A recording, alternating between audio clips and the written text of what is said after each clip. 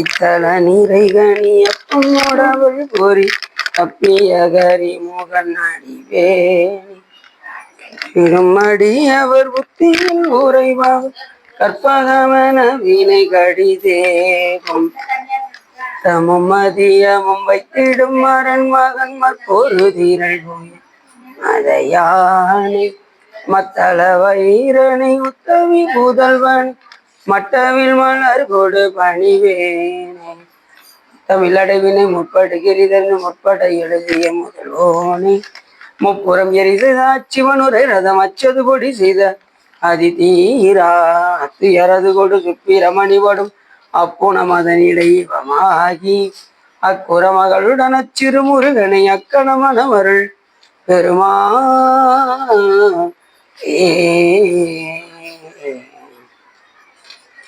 எங்காயும் எனக்கருள் தந்தையும் நீ சிந்தாகுலமானவை தீத்தனையாள் கந்தா கதிவேலவனே உமையாள் மைந்தா குமரா மறைநாயகனே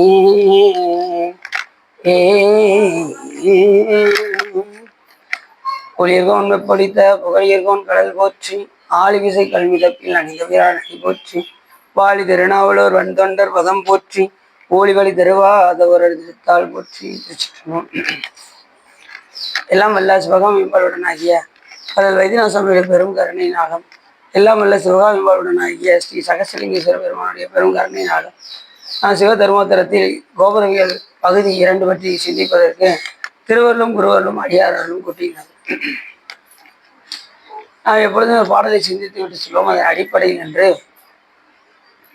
ஈசன் என்னை அறிந்தது அறிந்தனன் ஈசன் சேவடி ஏத்த பெறுதலாள் ஈசன் சேவடி ஏத்த பெற்றேன் இனி ஈசன் தன்னையும் யாழ் மறக்கிற்பனே ஈசன் தன்னையும் யான் மறக்கிற்பனே என்று மிக அற்புதமாக அப்பசாமிகள் பாடுகின்றார். ஈசன் என்னை அறிந்தது அறிந்தனன். சிவபெருமான் எதையெல்லாம் அறிகின்றாரோ அதை நான் அறிந்தேன். எப்படி அறிந்தேன் என்றால் அவனுடைய சேவடியை ஏத்த பெற்றதனால் அவன் அறிந்ததை நான் அறிந்தேன். எல்லாவற்றுக்கும் மேலாக சிவபெருமானுடைய திருவடியை பூசிக்காமல் நாம் எதையும் அறிந்து விட முடியாது. இந்த உலகத்துல எந்த ஒரு பொருளை அறிய வேண்டும் என்றாலும் அவன் அருள் இல்லாமல் நாம் அறிய முடியாது. எதையும் ஒரு பொருளை பார்க்க வேண்டும் என்றாலும் அவன் அருள் இல்லாமல் நாம் பார்க்க முடியாது.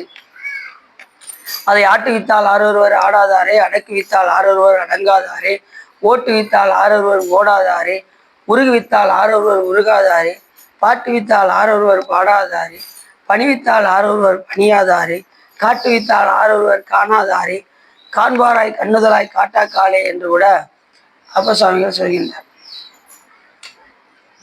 இப்ப இந்த பாட்டையும் அப்பசாமி தான் பாடுறார் திருக்குறுந்தொகையில. அப்ப சுவாமி பார்த்து ஒரு பொருளை காட்டினால்தான் நாம் காண முடியும். ஒன்றை அறிவித்தால் தான் நாம் அறிய முடியும். அவர் ஆட்டுவித்தால் தான் நாம் ஆட முடியும். அவர் அடக்குவித்தால் தான் நாம் அடங்க முடியும். ஒரு நாள் கூப்பிட்டாருன்னா போய்த்தாகணும். நம்ம மாட்டேன்னு சொல்ல முடியாது. ஓட்டு வித்தால் ஆரொருவர் ஓடாது. அவர் உருவிச்சாதான் நம்ம உருக முடியும். நீ என்னத்தை தான் உட்கார்ந்து இது பண்ணாலும் நம்ம கண்ணில் இருந்து கடியே வராது. அவர் உருக வச்சாதான் உருக முடியும். நீ என்னத்தான் டூப்ளிகேட் ஆக்ஷன் கொடுத்தாலும் இங்கே பழிக்காது. மற்ற இடத்துல ஆக்ஷன் கொடுக்கலாம். இந்த இறந்த வீட்டுலலாம் பார்த்தீங்கன்னா சில பேர் பார்த்தீங்கன்னா அழுகே வராது. இருந்தாலும் என்ன செய்வாங்க, அழுகிற மாதிரி ஆக்ஷன் கொடுப்பாங்க.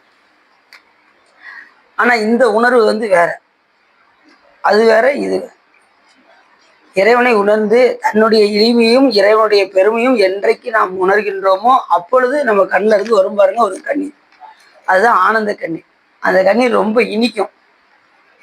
துன்பத்தை நினைச்சு வர்ற கண்ணீர் வந்து உப்பு கைக்கும். இறைவனை நினைந்து அவனுடைய எல்லையில்லாத அவன் அருள் செய்கின்ற அந்த விதத்தை எண்ணினால் நமக்கு வர்ற கண்ணீர் வந்து ஆனந்த கண்ணீராக வரும். அதை சுவைத்து பார்த்தால் இனிப்பாக இருக்கும். சிவா சொற்பொழியில சொல்லியிருக்காரு, நீங்க அந்த கண்ணீர் எப்போ வருதுன்னு பார்த்துக்கிட்டே இருக்கும். ஆனா அந்த நேரத்தில் நமக்கு மறந்துடும், நம்ம சுவைக்க தெரியாது. நமக்கு பெரும்பாலும் கண்ணீர் வந்து இங்கிட்டு தான் வரும். இப்படி வந்துச்சுன்னா கண்ணீர் உப்பு கைக்கும். இப்படி சைடில் கூடி வந்ததுன்னா ஆனந்த கண்ணீர். அதை வியந்து வியந்து இறைவன் செய்கின்ற அந்த உபகாரங்களை நினைக்க நினைக்க வரும். அப்படி நினைக்கும் போது இப்படி சைடில் கூடி கண்ணீர் வரும். அந்த கண்ணீர் மிக தித்திப்பாக இருக்கும். அடுத்த தடவை நான் உருகி பார்க்கேன், வருதால் பார்த்துருவோம், டெஸ்ட் பண்ணி பாருங்க, பண்ணாலும் அதுதான் வரும். அதுதான் உண்மை. சரி, அதுலேயும் ஒரு ஆள் என்ன பண்ணாரு, சார் நீங்கள் சொன்னதை நான் டெஸ்ட் பண்ணி பார்த்தேன் அப்படின்னாரு. அப்படியே அவங்களுக்கு ஆனந்த கண்ணீர் வந்துச்சா, ரொம்ப சந்தோஷம் அப்படின்னு. நீங்கள் ஒன்று, என் துன்பத்தை நினச்சி வர்ற கண்ணீர் இப்படி இப்படி வந்துச்சு, அதை எடுத்து நான் வச்சு பார்த்தேன், உப்பு கைக்கு, ஆமாம் இப்படி தான் உப்பு கைக்கத்தான் செய்யும். இந்த நேரம் வந்ததுன்னா கண்ணீர் உப்பு கைக்குதான். சரி, ஆனந்த கண்ணீர் வந்துருக்குன்னு ஆனந்தப்படுவேன்னு பார்த்தா நீங்கள் ஆனந்த கண்ணீர் வரலங்கிறீங்க. அது விவகாரங்கள் நினைச்சாதான் வரும், அது சைடில் கூடி வரும். அப்போ அவன் செய்கின்ற கருணையை நம்ம எண்ணிக்கிட்டே இருக்கணும். நம்ம சிறுபிள்ளையிலேருந்து இப்போ வரைக்கும் நம்மளை ஒவ்வொரு நிலையிலையும் நம்மளை உயர்த்தி கொண்டே இருக்கின்றாரே, இன்னும் நம்மளை உயிரோட வச்சிருக்காரே, அதுக்கே நம்ம என்ன செய்யணும், சாமிக்கு இத்தலும் வந்து நன்றி சொல்லணும். காலையில் எழுந்ததுமே விடிந்ததுமே வெண்ணீற்றை அணிந்து இறைவனை துதித்து வழிபாடு செய்ய வேண்டும். பெரும்புலர் காலை மூழ்கி பித்தருக்கு பக்தராகி அரும்பொடு மலர்கள் கொண்டாங்க ஆர்வத்தை உள்ளே வைத்து விரும்பினால் விளக்கு தூபம் விதியினால் இடவல்லாருக்கு கருமினில் கட்டி கொள்வார் கடவுர் வீரட்டனாரே என்று சொல்வதற்கு இறங்கி காலை எதிர்ச்சதுமே முதல்ல குளிக்கணும், அதுக்கப்புறம் மலர்கள் பறிக்கணும், அப்புறம் சிவபெருமானுக்கு அடிமையாகி அங்கே பூஜையில் உட்காரணும், அப்புறம் இறைவனை பூசிக்கணும். இறைவனை பூசிக்கிற கூட அவன் அருளாமல் என்ன செய்ய முடியாது, பூசிக்க முடியும். ஈசன் சேவடி ஏத்த பெறுதலால், சிவபெருமானை ஏற்றி போற்றி வழிபாடு செய்தாலொழிய நாம் அவரை அறிய முடியாது. ஈசன் என்னை அறிந்தது அறிந்தனன் ஈசன் சேவடி ஏத்த பெறுதலால். எப்படி ஏத்த பெற்றேன்னா, ஒவ்வொரு பிறவிலையும் அவனை ஏத்த பெற்றேன். ஒவ்வொரு பிறவிலும் எனக்கு உபகாரமாக எல்லா விதமான கருணையும் செய்து அவனை பூசிக்கும்படி எனக்கு அருளினான். ஆகையினாலே நான் அவனை பூசித்தேன். நான் பூசித்தேன் அப்படின்னு அந்த உணர்வு வந்துருச்சுன்னா நமக்கு இன்னும் பக்குவம் வரலன்னு அர்த்தம். நான் 2 மணி நேரமா பூசையில் உட்காந்துருக்கேன்னா பாருங்களேன் அப்படின்னு என்ன அர்த்தம், நமக்கு ஆணவம் ரொம்ப இருக்குன்னு அர்த்தம். நான் 4 மணி நேரமா பூசறவங்களை விட்டு எந்திரிச்சு வர்றதே கிடையாதுங்க, அவ்வளோ நேரம் பூசை பண்றேன்னா பாருங்க அப்படின்னா அப்பயே முடிவு பண்ணிடுவாங்க. இப்போ தெரிஞ்சவங்க என்ன செய்வாங்க, கொஞ்சம் ஆணவம் கொஞ்சம் ஓவர் ஆயிடுச்சு அப்படின்னு நினைச்சிருவாங்க. ஏதோ பெருமான் திருவருளால வாய்ப்பு கிடைத்தது, அதனால பூஜையில் ஏதோ இருக்கிற அளவுக்கு என்னால் முடிந்த அளவுக்கு இருந்தேன் அப்படின்னு பக்குவமாக சொல்லுவாங்க. சரி, நான் இத்தனை மணி நேரம் இருந்தேன், அத்தனை மணி நேரம் இருந்தேன், அப்படின்னா தான் இவங்களுடைய பெருமை வந்து வெளியில் தெரியுமா. நம்ம பெருமை யாருக்கும் தெரிய வேண்டிய அவசியமே இல்லை. நம்முடைய ஒவ்வொரு வண்டவாளங்களெல்லாம் யாருக்கு தெரியும், சிவபெருமானுக்கு தெரியும். ஏண்டா நீ எனக்கிட்டே வாடா அப்படின்னு பாரு சாமி. பொய் சொல்லும் போதுனா நமக்கே தெரியும் நாம செய்யறது பொய் சொல்றோன்னு தெரியும். ஆனாலும் யாருக்கு தெரியும், நம்ம கூடயே இருக்கிற சுவாமிக்கு தெரியும். யாரும் பார்க்கல, நல்ல வேலை நல்லா பொய் சொல்லலாம்னு சொன்னோம்னா சாமிக்கு தெரியும். அதனால 2வது பொய் சொன்ன வாய்க்கு போஜனம் கிடைக்கும். வாய்மை எனப்படுவது யாதனின் தீமை இல்லாத சொல்ல, மற்றவர்களுக்கு தீமை இழைக்காத சொல்லாக இருக்க வேண்டும், அதுதான் உண்மை என்று வள்ளுவர் சொல்கின்றார். அப்படி ஈசனுடைய சேவடியை ஏத்த பெற்றால், ஈசன் சேவடி ஏத்த பெற்றேன் இனி ஈசன் தன்னையும் நான் மறக்கிற்பனே. அதனால நான் என்ன செஞ்சேன், சிவபெருமானை கூட கொஞ்சம் நல்லா பூசிக்க ஆரம்பிச்சிட்டேன், நல்லா ஏத்த பெற்றேன். ஒவ்வொரு பிறரையும் பாயானை மனத்தானை மனத்தில் என்ற கருத்தானை கருத்தறிந்து முடிப்பால் தன்னை தூயானை தூவெல்லை ஏற்றான் தன்னை சுடதிங்கள் சடையானை தொடர்ந்து நின்ற தாயானை தவமாய தன்மையானை தலையாய தேவாதி தேவர்க்கென்றும் சேயானை தென்கூடல் ஆளவாய் சிவனடியே சிந்திக்க பெற்றேன் என் யானை என்று சொல்வதற்காக அவனை ஏற்றி போற்றி பாடி வழிபாடு செய்து கொண்டே இருக்கின்றேன். அப்படி செய்து கொண்டே இருக்கின்ற காரணத்தினால் அவனுடைய திருவடியை நான் மறக்கின்றனே. நான் எப்படி மறப்பேன், அவர் எப்படி என்னை மறக்க வைப்பார் அப்படிங்கிற. சிவபெருமானுடைய தேவடியை பூசிச்சுக்கிட்டே இருந்தோம்னா அவர் திருவடியை நம்ம மறக்க முடி செய்வாரா, செய்ய மாட்டேன். அதுக்கு ஒவ்வொரு பிறரையும் நம்ம ட்ரைனிங் எடுத்துக்கிட்டே இருக்கணும். ஏங்க தேரட்டதுக்கா கொலை பண்ணி யாருமே போலங்கிறாங்க. சொல்லி முடிச்சு பேசிக்கிறோம் என்ன சார்? என்ன ஈசன் சேவடி ஏத்த பெற்றேன் நீ அப்படி ஏத்த பெற்றதுனால ஒவ்வொரு பிரிவிலையும் சிவபெருமானை பூஜித்து பூஜித்தும் வானனை வாயார பண்ணியும் ஆதரித்தும் ஏத்தியும் வழிபடும் அதனாடு. ஒவ்வொரு பிறவிலையும் அவனை ஏற்றி போற்றி வழிபாடு செய்த காரணத்தினால இந்த பிறவில அவனை பூஜிக்கும்படி நமக்கு சாமி கொடுத்துருக்காரு. அப்ப நம்ம அதை என்ன செய்யணும்? தக்க வைத்து கொள்ள வேண்டும். இந்த பிறவியை நாம அடியாராக இருந்து அதை தக்க வைத்து கொண்டு சிவபெருமான் ஒருவரையும் முழுமுதல் பொருள் என்று தெரிந்து சிவாலயங்களுக்கு மட்டுமே சென்று, முடிந்த அளவுக்கு சிவாலயங்களுக்கு மட்டுமே சென்று, அப்ப பிரதெய்வத்தை வணங்கக்கூடாதுங்க. பிரதெய்வத்தை கனவிலும் பிரதெய்வம் நினையாத நிலைக்கு மாணிக்கா சொல்றாரு, கனவிலும் பிரதெய்வம் நினையாது. இப்போ இது அவங்களுக்கு அதாவது சிவ குடும்பத்தை வணங்கிக்கலாம். விநாயகர், முருகர், சுவாமி, அம்பாள், சிவசக்தி, சிவன் கோயிலில் உள்ள அம்பாள். மற்ற அம்பாள்லாம் பிறப்புக்கு உட்பட்டவர்கள்.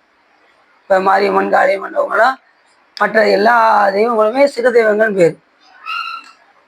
சிவசக்தி ஒன்று தான் பிறப்பு இல்லாதவர்கள். இப்போ மீனாட்சி தோன்றும் போது எப்படி சொன்னாங்க? அவங்க பிறப்பு கிடையாது, கோமகுண்டலத்திலேருந்து வருவாங்க மீனாட்சி அம்மையார். காமாட்சி அம்மையோட கோலம் அப்படி தவ கோலமாக இருப்பாங்க, பார்த்தீங்கன்னா தெரியும். சிவசக்தி முழுவதுமே பிறப்பு கிடையாது, சிவஸ்வரூபம்.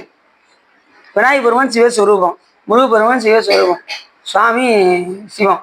அப்போ அதனால தான் சிவ குடும்பம் என்று வைத்தார். மற்றதெல்லாம் நம்ம கனவில் கூட என்ன செய்யக்கூடாது? கனவிலும் பிறதையும் நினையாத நிலைக்கு வரணும். அத்தேவர் தேவர் அவர் தேவர் என்று எங்கள் பொய்த்தேவு பேசி புலம்புகின்ற போதலத்தை பத்தேதும் இல்லாது என் பற்றற நான் பற்றி நின்ற மெய்த்தேவு தேவருக்கே சென்றுவதாய் கொடுத்து. ஆளாளுக்கு இவர் தாங்க கடவுள், அவர் கடவுள்னு சொல்லிக்கிட்டே இருப்பாங்க இந்த உலகத்துல. அவங்க கருத்தை சொல்லுவாங்க, இந்த கோயிலுக்கு பாருங்க அவ்வளவு விசேஷம்னா பாருங்க அப்படிம்பாங்க. ஆனா எல்லா தெய்வத்துக்குமே கொடுப்பது யாரு? சிவபெருமான் தான் என்று அறிந்து சர்வ வல்லமையுடைய சிவபெருமானே. ஒருத்தர் கல்வி வேணுமா? சாமி படங்க கல்வி வரும். செல்வம் வேணுமா? செல்வாய செல்வன் சிவபெருமான் தான். அவர் தான் குபேரனுக்கே கொடுக்காரு. எல்லாரும் அங்கங்க ஓடுறாங்க, அங்கேயே போய் கிடையா கிடக்காங்க. இந்த தெய்வத்துக்கு போனா செல்வம் நிறைய கிடைக்குங்காங்க அப்படின்னு கூட்டம் அங்க எகிருது. ஆனா எல்லாத்தையுமே யாரு கொடுப்பா? சிவபெருமான் கொடுப்பா. செல்வாய செல்வன், செல்வாய செல்வன் சிவபெருமான் ஒருவரே என்று அறிந்து, அது மாதிரி நமச்சிவாயவே ஞானமும் கல்வியும், நமச்சிவாயவே நான் அறிவிச்சையும், நமச்சிவாயவே நான் அவின்று ஏத்துமே, நமச்சிவாயவே நன்னெறி காட்டு.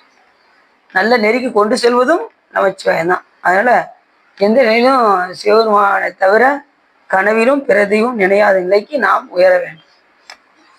அப்படி இப்போ தென்பட்டு தான் வச்சுக்கோ. நான் போயிருக்கும் போது ஒரு தெய்வம் தென்படுதுன்னா அவங்களும் சிவபெருமானை நினைச்சு வழிபாடு வணங்கிக்கணும். அவங்களையும் சிவபெருமா சிவாய நம்ம சொல்லி அவங்கள வணங்கிக்கணும். சில பேர் எதுக்கு பயப்படுறாங்கன்னா, இப்போ அந்த தெய்வத்தை வணங்கிட்டு போய் வந்துட்டோமே அந்த தெய்வம் கோச்சிக்கிடுமோன்னு நினைக்கிறாங்க. அந்த தெய்வம் கோவிக்காது. இப்போ எலிமெண்ட்ரி ஸ்கூலில் படிச்சுட்டு 5 வரைக்கும் படிச்சுட்டு மேல் கிளாஸுக்கு போகிறோம். எலிமெண்ட்ரி ஸ்கூல் வாத்தியாரு பாரு, நம்மளை படிச்சுட்டு மேல் கிளாஸ் போயிட்டான், அவனை நீ வாடா உன்னை வெளுக்கிறானா இல்லையா அப்படின்னு நான் சொல்லுவாரு. மேல் இடத்துக்கு போயிட்டான், அவன் நல்லபடியாக படித்து முன்னேற்றம்னு சொல்லி இவங்க வாழ்த்துவாங்க. அதே போல் மற்ற தெய்வங்கள்லாம் சிவபெருமான்ட்ட நம்ம வந்துட்டோம்னா அவங்களாம் என்ன பண்ணுவாங்க? நம்மளையெல்லாம் நல்லதுக்கு போயிட்டான், இனி சிவபெருமான் பார்த்துக்குவாரு அப்படின்னு சொல்லி நமக்கு நல்லதே தான் செய்வாங்க. அது சொல்லும்போது சொல்றாரு, திசை தெய்வமான பலவும் அடியாரவருக்கு மிக. அவங்க நல்லதே தான் செய்வாங்க எல்லா தெய்வமும். இது அவங்களுக்கு முருகமர் அந்த பாட்டில் அழகா சொல்றாரு, ஒவ்வொரு 9 ஒன்றோடு 7 18 6 உடனாய நாட்கள் அவைதான் அன்போடு நல்ல நல்ல அவை நல்ல நல்ல அடியாரவருக்கு மிக. ஒவ்வொரு நாளும் நமக்கு நல்லதே செய்யும். ஒவ்வொரு திசை தெய்வமான பலவும் நமக்கு நல்லதே தான் செய்யும். ஒவ்வொரு கோளும் 9 கோள்களும் அடியார்களுக்கு நல்லதே தான் செய்யும். தானொரு கோளும் நாளும் அடியாரை நலியாத வண்ணம் முறை செய் ஆன சொல் மாலை ஓதும் அடியார்கள் வானில் அரசாழ்வர் ஆணி நமதே என்று சொல்வதற்காக எல்லா தெய்வமும் நமக்கு நல்லதுதான். அதனால நீங்க என்ன செய்ய வேண்டாம், பயப்பட வேண்டாம். யாரை பார்த்தாலும் சிவமும் பார்க்க வேண்டும். யாதொரு தெய்வம் கொண்டு அத்தெய்வமாகி அங்கே மாதொரு பாகனாக தான் வருவர். நீ மதத்தை கும்பிட்டாலும் அந்த தெய்வத்துக்குள்ள அருள் செய்வது அம்மையப்பராகி சிவபெருமான் தான் அந்த அரிசி. நமக்கு நூல்கள் அழகாக சொல்லுது, யாது ஒரு தெய்வம் கொண்டு அத்தெய்வமாகி அங்கே நீங்க இயேசுநாதத்தே போனா கூட அங்க யார் அருள் செய்வா? சிவபெருமான். அதான் அப்படிதான் பார்க்கணும், சிவபெருமானை தான் பார்க்கணும். இதுதான் நம்ம மெனக்கிட்டு போவதே இல்லை. நம்ம சிவத்தை தவிர வேற எதுவும் தென்பட்டதுன்னா நம்ம வணங்கிக்கலாம். மற்ற தெய்வங்களும் வணக்கத்துக்குரிய தெய்வம். சிவபெருமான் ஒருத்தர் தான் வழிபாட்டுக்குரிய தெய்வம். நம்ம நெஞ்சில் வச்சு பூசிக்கக்கூடிய ஒரே கடவுள் யாருன்னா சிவபெருமான் ஒருவன். அப்படி ஈசன் சேவடி ஏத்த பெற்றேன் இனி, சிவபெருமானுடைய திருவடி பூசிக்க பெற்றதுக்கு அப்புறம் நமக்கு என்ன கிடைக்கும் அப்படின்னாரு. ஈசன் என்னை அறிந்தது அறிந்தனன், அவன் என்னதெல்லாம் அறிய நினைக்கிறான் அதை புறம் எனக்கும் அறிவிக்கின்றார் சிவபெருமான். அதனால நானும் அறிகின்றேன், அவன் அறிவிக்க நான் அறிகின்றேன். ஏன்னா இந்த உயிரினுடைய தன்மை என்னன்னா அறிவிக்க அறியும் அறிவு. இந்த உயிரினுடைய பொது இயல்பு என்ன அப்படின்னா அறிவித்தால் அறியும் அறிவு என்பது உயிரினுடைய பொது இயல்பு.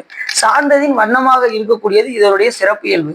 நல்லவரோட சார்ந்தா நல்ல பழக்க வழக்கங்கள் வரும், கெட்டவரோட சேர்ந்தா கெட்ட பழக்க வழக்கங்கள் வரும். நாம யாரோட சேர்ந்து இருக்கணும்? நல்லவர்களோட, அடியார்களோட. வச்சனா பார்த்தீங்கன்னா அடியார்களோட. அடியார்கள் தான் இப்போதைக்கு நல்லவர்கள் அப்படிங்கிறீங்களா? ரைட். அதனால நம்ம எந்த ரொம்ப சுடுது வெண்ணி அப்படி சுட சுட அப்படி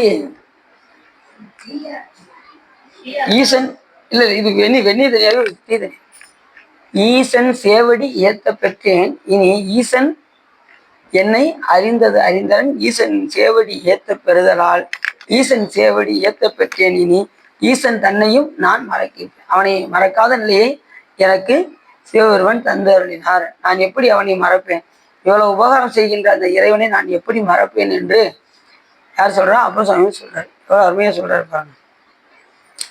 அந்த அளவுக்கு நாம இறைவனோடு ஒன்ற வேண்டும், ஒன்றி வழிபாடு செய்ய. ஒன்றிருந்து நினைவன்கள் போன மேல் ஒன்றில்லை, கண்டிய காலனை கடிந்தார் தன் அடியவருக்காக சென்று தொழுமின்கள் தில்லை சிற்றம்பலத்து நட்டம் என்று வந்தாய் என்னும் எம்பெருமான் தன் திருக்குறிப்பே என்று சொல்வதற்காங்க எந்த வழிபாடு செய்தாலும் மனம் ஒன்றி சிவபெருமானை தியானித்து வழிபாடு செய்ய. சுவாமி பூசிக்கும் போது உட்காந்து சிந்தனை வேற எதுக்கும் போகக்கூடாது. ஓம் சிவாய நம அப்படின்னு அர்ச்சனை பண்ணும்போது திடீர்னு பால்காரன் கூப்பிடுவான், அந்த பாலை வாங்கி வையுமா அப்படியே கூடாது. அதுக்கப்புறம் ரெண்டாவது ஓம் சிவலிங்காய நம அப்படின்னது ஒன்று வேற யாரும் வருவான், பேப்பர்காரர் வருவான், அந்த பேப்பரை வாங்கி வை அடிவாங்க. அதுக்கப்புறம் மூணாவது அர்ச்சனை பண்ணும்போது பக்கத்தில் செல்போன் இருக்கும், செல்போன் அடிக்கும். சிலவர் பார்த்தீங்கன்னா செல்போன் பேசிக்கிட்டேன், அப்புறம் எப்படி ஃபோன் பேசிக்கிட்டே அர்ச்சனை பண்ணுறாரு, அப்படியெல்லாம் தான் இருக்கு. ஃபோன் பண்ணிட்டு அர்ச்சனை பண்ணுறது, ஃபோன் பண்ணிக்கிட்டே அபிஷேகம் பண்ணுறது. பூஜை செய்யும் போது செல்போன்லாம் என்ன செஞ்சிருங்க, தூக்கி எடுத்து ஓரம் கட்டிடுங்க. எல்லாத்தையும் இப்போ அந்த பூஜை முடிஞ்சதுக்கப்புறம் பேசிக்கணும். அப்போ பூஜை நேரத்தில் மனம் ஒன்றி இறைவனை வழிபாடு செய். நீங்கள் எந்த வழிபாடு செய்தாலும் மனம் ஒன்றி வழிபாடு செய். இப்போ நீங்கள் திருமுறை பாடுறீங்கன்னா உங்கள் மனம் முழுவதும் எதில் போயிடணும்? அந்த திருமுறைக்குள்ளே போயிடணும். சில பேர் பார்த்தீங்கன்னா திருமுறை இங்கே படிக்கிற மாதிரி தெரியும், சிந்தனை பூரா வீட்டிலே இருக்கும். இந்த பையனை சாயங்காலம் 6 மணிக்கே வர சொன்னேன், அவள் கூட்டமாக சேர்ந்து பாடுறது, அப்புறம் வீட்டு சிந்தனை பூரா வரும். அதுக்கப்புறம் படிச்சுக்கிட்டே என்ன செய்வோம், ஒரு போனை போட்டு, இல்லை நீ வந்துட்டியாடா, வீட்டுக்கு வந்துட்டியா வரலையாடா, உன்னை எத்தனை தடவை சொல்லியிருக்கேன் ராஸ்கல், பையன் போனை அடிச்சுட்டு அப்படின்னு சேர்ந்து பாடுறது. சரி, எல்லாம் இருக்கும், எல்லாம் வரத்தான் செய்யும். இருந்தாலும் நாம் என்ன செய்யணும், குடும்ப அளவுக்கு செல்போனை தவிர்க்க வேண்டும். வழிபாட்டில் நமக்கு அது இடையூறு. செல்போனை வச்சு சொல்கிறேன் பாருங்க, செல்போன் அதுதான் அந்த உடம்பு. உள்ளூருக்குள்ள சிம் கார்டு இருக்கு பாருங்க, அதுதான் உயிர். உயிரும் உடம்பு இருந்தால் அந்த செல்போன் ஒர்க் ஆயிருமா? என்ன வேணும்? சார்ஜ் வேணும். சார்ஜ் இல்லைன்னா என்ன செய்ய முடியாது, நீங்கள் எந்த ஃபோனும் பேச முடியும். அந்த சார்ஜ் போல் இருப்பது தான் சிவபெருமான். சிவபெருமான் இல்லாமல் இந்த உயிரானது இயங்காது. உயிர் இயங்காமல் இந்த உடம்பும் இயங்காது. அப்போ இறைவன் இயக்க தான் இயங்குகின்றோம், அவன் அறிவிக்க தான் நாம் அறிகின்றோம் என்கின்ற உணர்வோடு நாம் இந்த பிறவியை நாம் மதித்து நாம் நடக்க வேண்டும். வாய்த்தது ஈதோ ஒரு பிறவி நம் தமக்கு மதித்திடுமின் அப்படிங்கிறாரு அப்பசாமி. அதனால் இந்த பிறவியை மதித்து சிவபெருமானை பூசித்து அவனுடைய அருளை நாம் பெற வேண்டும். இல்லை என்றால் காலம் ஓடிவிடும். காலம் உண்டாகவே சிவபெருமானை வழிபாடு செய்து அவன் மீது காதல் கொண்டு, காலம் உண்டாகவே காதல் செய்து உய்வின் யார் மேல? சிவபெருமான் மேல். ஞாலம் உண்டானோடு வானவரும் நான்முகனும் நன்னறிய ஆழம் உண்டா நீங்கள் பாண்டிப்பிரான் அடியவருக்கு மூல பண்டாரம் வழங்குகின்றான் வந்து முந்துவினே என்று முந்தி ஓட பார்க்கணும். ஏன் வாய்த்ததொரு ஈதோர் பிறவி. இப்போ பாம்பா பள்ளி அப்புறம் இப்படி கையெடுத்து கூட முடியுமா? யோசிச்சு பாருங்க. இந்த மனித பிறவில தான் எல்லாமே கொடுத்துருக்காரு சாமி. ஆகையினால இந்த மனித பிறவியை நாம பயன்படுத்த வேண்டும். இனி ஒரு பிறவி வரும், நமக்கு எப்படி வாய்த்தது ஈதோ ஒரு பிறவினாரு மதித்திடும். அதனால இந்த மனித பிறவியை மதிக்கணும். அசால்ட்டை விட்டுட்டோம்னா பிற்பால் நின்று பேல் கணித்தால் பெறுதற்கரியன் பெருமான். கொஞ்சம் யோசிச்சு அடுத்த பிறவில பார்ப்போம். இப்போ பூரா சீரியல் தான் ஓடிக்கிட்டு இருக்கு, அடுத்த பிறவில பார்ப்போம் அப்படின்னு வச்சுக்கோங்க. அடுத்த மனித பிறவி தான் வருதுன்னு சொல்ல முடியும். காலங்களை ஓடிடும். அவன் நினைப்போம் நம்ம வீட்டு சின்ன பிள்ளை, நம்ம குழந்தையே நீங்க எடுத்துக்கோங்க. சின்ன பிள்ளையா இருக்க திடீர்னு கல்யாணம் முடிச்சு செஞ்சு அவனுக்கு ஒரு குழந்தை பிறந்து பேரம் பேத்தியெல்லாம் பார்த்து காலம் படக்குன்னு ஓடிடும். நம்ம நினைக்கிற மாதிரிலாம் கிடையாது. 100 வயசுலாம் மாய வாழ்க்கை. அவன் போட்டாங்க, நாளைக்கு வரும். மாய வாழ்க்கையை மெய்யென்றெண்ணி மதித்திடா வகை அருளினான். யாரு மாணிக்கவாசகர் சொல்றாரு, இது வந்து மாய வாழ்க்கை. காணல் நீர் போன்று. ரோட்ல எப்படி அந்த தண்ணீர் இருக்கிற மாதிரி தெரியும், பக்கத்துல போக போக தண்ணி இருக்காது. அது போல இந்த வாழ்க்கை. எனக்கு 40 தாங்க ஆகுது, இன்னும் 60 வயசு இருக்கு, அப்போ பார்ப்போம். அவங்களுக்கு அனுப்பும் கடைக்கு இருக்காங்களா? சரி 40 தானே ஆகுது, பார்த்துக்கிடுவோம். 60 தானே ஆகுது, எத்தனையோ பேர் 80 வயசு வரைக்கும் இருக்காங்க, அப்போ பார்த்துக்கிடுவோம் அப்படின்னு காலத்தை போட்டணும்னா அடுத்த நொடி என்ன நடக்குன்னு சொல்ல முடியாது. அதனால கிடைக்கும் போதே வாய்த்தது ஈதோ ஒரு பிறவி நம் தமக்கு மதித்திருவேன் என்று அப்பர் சுவாமிகள் சொல்ல வைக்கிறாங்க. இந்த பிறவியை நான் மதித்து நடக்க வேண்டும். சரி, இப்போ நம்ம புராணத்துக்குள்ள போயிடும். அருமையான பாட்டு. என்ன பாட்டு? ஈசன் என்னை அறிந்தது அறிந்தனன் ஈசன் சேவடி ஏத்த பெறுதலாள் ஈசன் சேவடி ஏத்த பெற்றேன் இனி ஈசன் தன்னையும் நான் மறக்கிற்பனே ஈசன் தன்னையும் நான் மறக்கிற்பனே என்று அற்புதமாக சொல்கிறார். என்ன சொல்ற பாப்பா? என்ன சொல்ற பாப்பா? சரி, இல்ல நல்ல பாட்டு பாடுறாப்லையே தம்பி.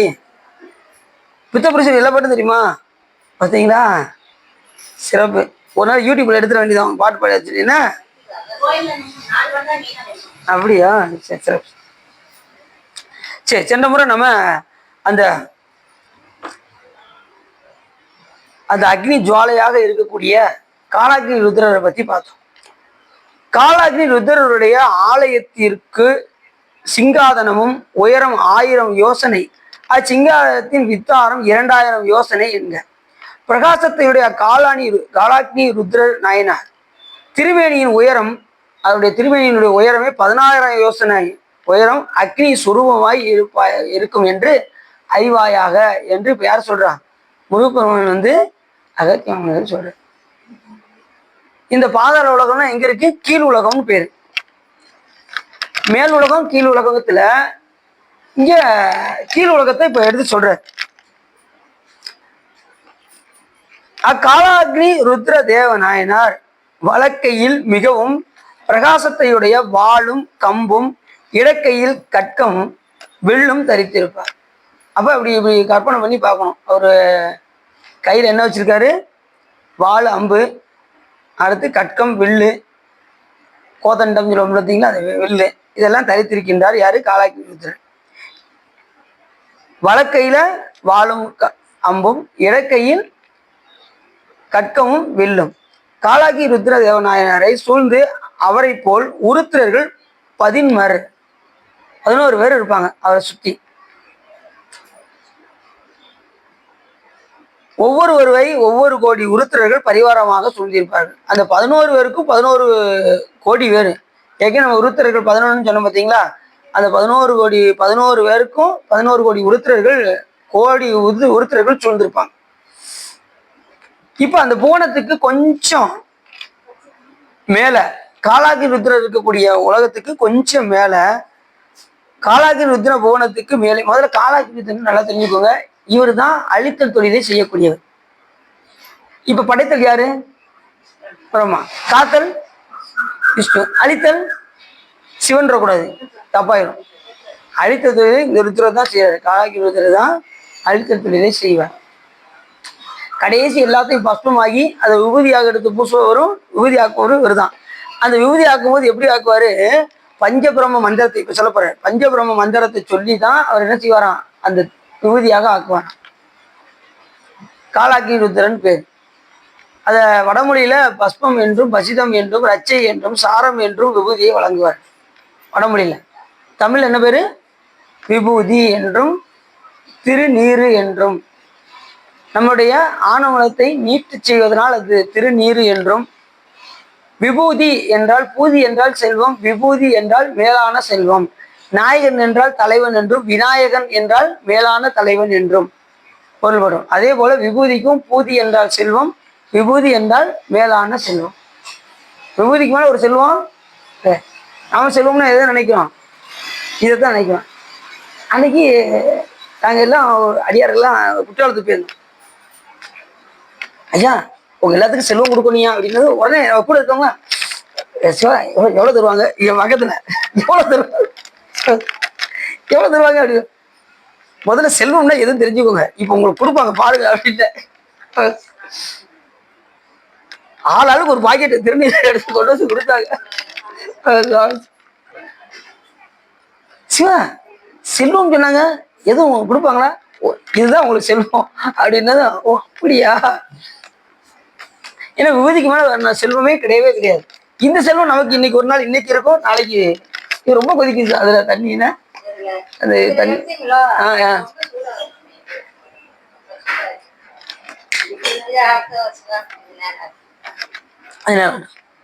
ஏன்னா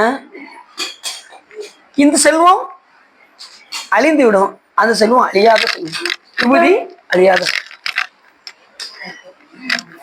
ஏற்கனவே உங்களுக்கு சொன்னது போல சிவபெருமான் எந்த திருநீர் அணிவாரு? சிவபெருமான் அணியக்கூடிய திருநீர் எல்லா உலகத்தையும் எல்லா உயிர்களையும் ஒடுக்கி கடைசி அந்த சாம்பல் எடுத்து சிவபெருமான் திருநீராக பூசுவார். ரெண்டாவது, அந்த பதவியில் உட்காரும்போது ஸ்ரீகண்ட ருத்ரர் உட்காரும்போது அவர் உடம்புல இருந்து ஒரு விபூதி போக்கும், அதை எடுத்து அது வந்து அனாதி விபூதின்னு பேரு. அதை சிவபெருமான் அணிந்து கொள்வார்னு சொன்னோம். ஆதி விபூதி என்றும் அனாதி விபூதி என்றும் பேர். அதை எடுத்து சிவபெருமான் தரித்துக் கொள்வார். தேவர்கள்லாம் அணியக்கூடிய திருநீர் என்னது? புராதனின் பேரு. அது கோமகுண்டலத்திலிருந்து வரக்கூடிய அந்த இதை எடுத்து அவர்கள் திருநீராக பூசுவார்கள். நாம் அணியக்கூடிய திருநீர் என்ன திருநீர்? பசுஞ்சான விபூதி. அதை எடுத்துதான் நாம பூசுறோம். இப்படி விபூதிக்கு அவ்வளவு சிறப்பு. இதை வச்சு ஒரு பதியமே பாடினாரு ஞானசம்பந்தர் பெருமான். மந்திரமாவது நீரு ஆனவர் மேலது நீரு, சுந்தரமாவது நீரு துதிக்கப்படுவது நீரு, தந்திரமாவது நீரு சமயத்தில் உள்ளது நீரு, செந்துவர் வாயுமை பங்கன் திரு ஆளவாயான் திருநீரே. ஒரு பதிவே பண்ணார். முக்தி தருவதும் திருநீரு, முனிவர் அணிவது திருநீரு, பக்தி தருவது பறவை இனியது, சத்தியமாவது தக்கோர் புகழ்வது எல்லாமே எது? திருநீர். பூச இனியது, புண்ணியமாவது, பேச இனியது, பெருந்தவத்தோர்களுக்கெல்லாம் ஆசை கெடுப்பது, அந்தமதாவது அறுத்தமதாவது அவலம் அறுப்பது, வருத்தம் தணிப்பது, வானம் அழிப்பது, எவ்வளவு சொல்றாரு பாருங்க. அத்தனையும் தருவது எது? திருநீர். நினைத்தவரை காப்பது திருநீர். முதல் எடுத்ததுமே மந்திரம் அப்படின்னா, மந்த் என்பது நினைப்பது, திறம் என்பது காப்பது. நினைப்பவரை காப்பது விபூதி திருநீர். நம்மளுடைய ஆணவத்தை நீட்டு செய்வதனால் அதுக்கு திருநீர் என்று பெயர். திரு என்றால் செல்வம். என்ன செல்வம்? மேலான செல்வம் திருநீர் என்பதை நம்ம மறந்துடும். ஒவ்வொரு பாட்டிலையும் ராவணன் மேலது நீர். ஏன் ராவணன் மேலது நீருன்னா, ஏன் கீழது நீர்னு சொல்லக்கூடாதா? இல்ல மையத்தில் உள்ளது திருநீர்னு சொல்லக்கூடாதா? ஏன் மேலது நீர்ன்னு சொல்றாரு? அவர் என்ன பண்ணுவாரு? ராவணன் திருநீர் பூசுவார். திருநீர் பூசுறாரு. எப்படி பூசுறாரு? அவர் சிவ பூஜை பண்றாரு. ராவணன் என்ன பண்றாரு? சிவ பூஜை பண்றவங்க என்ன செய்யணும்? 16 இடங்களை திருநீர் பூசிதான் சிவ பூஜை பண்ணணும். மேல அணிகிறாரா? மேல திருநீர் பூசினாரு. ஆனா உள்ள எப்படி இருந்துச்சு? சீதையை நினைந்த காரணத்தினால் அவர் எப்படி போட்டாரு? ராவணன் மேலது நீரு அப்படின்னாரு. மனம் வஞ்சகமா இருக்கு, அதனால மனத்தை சொல்லலை. இல்லைன்னா ராவணன் கொஞ்சம் விசேஷமா சொல்லியிருப்பாரு. மேலே அணியக்கூடியது மட்டும் சொல்லிட்டு மற்றதை சொல்லலை. புரியுதா சார்? ஞானசம்பந்த பெருமான் எவ்வளவு தெளிவா சொல்லுவாரு. சொன்னது யாரு? சிவபெருமான் உள்ள இருந்து சொல்லியிருக்காரு. அப்ப எப்படி இருக்கும் யோசிப்பாரு. ராவணன் மேலது நீர், என்ன தகுவது நீர், பராவணமாவது நீர், பாக்கியமாவது நீர், ஒவ்வொரு உயிருக்கு பாக்கியத்தை தருவது, தராவணமாவது நீர், தத்துவமாவது நீர், அராவணங்கும் மேனி ஆளவாயான் திருநீரே, மாலோடு அயனறியாத வண்ணமும் உள்ளது நீர், மேலுரை தேவர்கள் தங்கள் மெய்யது வெண்பொடி நீர், ஏல உடம்பிடர் தீர்க்கும் இன்பம் தருவது நீர், ஆழமது உண்டமிடற்றியம் ஆளவாயான் திருநீர், கொண்டிகை கையர்களோடு சாக்கியர் கூட்டம் கூட கண் திகைப்பிப்பது நீர், கருத இனியது நீர், என் திசைப்பட்ட பொருளா ஏத்தம் தகையது நீர். எவ்வளவு சொல்றாரு. அதனால திருநீருக்கு அதிகமே பாடியிருக்காரு. இப்ப ஆழ்வார்கள்லாம் பாடியிருக்காங்க. பெருமாளை போட்டி பாடும்போது திருமண்ணுக்கு பாட்டே கிடையாது. 12 ஆழ்வார் இருக்காங்கல்ல, திருமாலை போட்டி பாடும்போது திருமண்ணுக்கு பாட்டே கிடையாது. அவங்க திருமண் அணிவாங்கல்ல. ஆனா நம்ம திருநீருக்கு பதிகமே இருக்கு. அதனால நமக்கு சிறப்பு. புரியுது அவங்களுக்கு? ரெண்டாவது எல்லாத்துக்கும் ஒரு காரணக்காரியா இருக்கும். சிவபெருமான் தான் முழுமுதற் பொருள் என்பதற்கு எத்தனையோ அகச்சான்றுகள் நிறைய இருக்கு.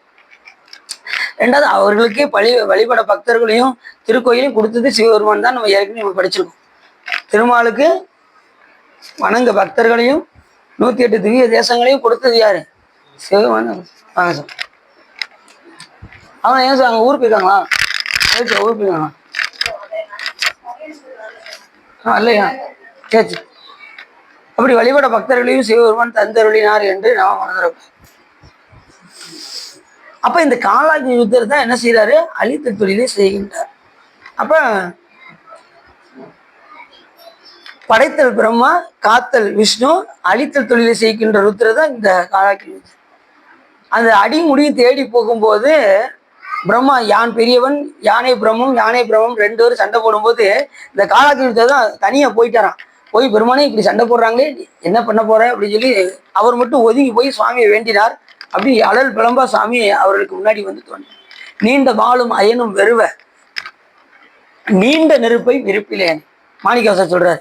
இவங்க 2 பேரும் போட்டி போட்டுக்கிட்டு இருக்கும்போது நீண்ட மால் வளர்ந்துக்கிட்டே போனாரு. இவர் அதுக்கு மேல நீண்ட நெருப்பு ஒண்ணு போய்கிட்டே இருந்துதான்.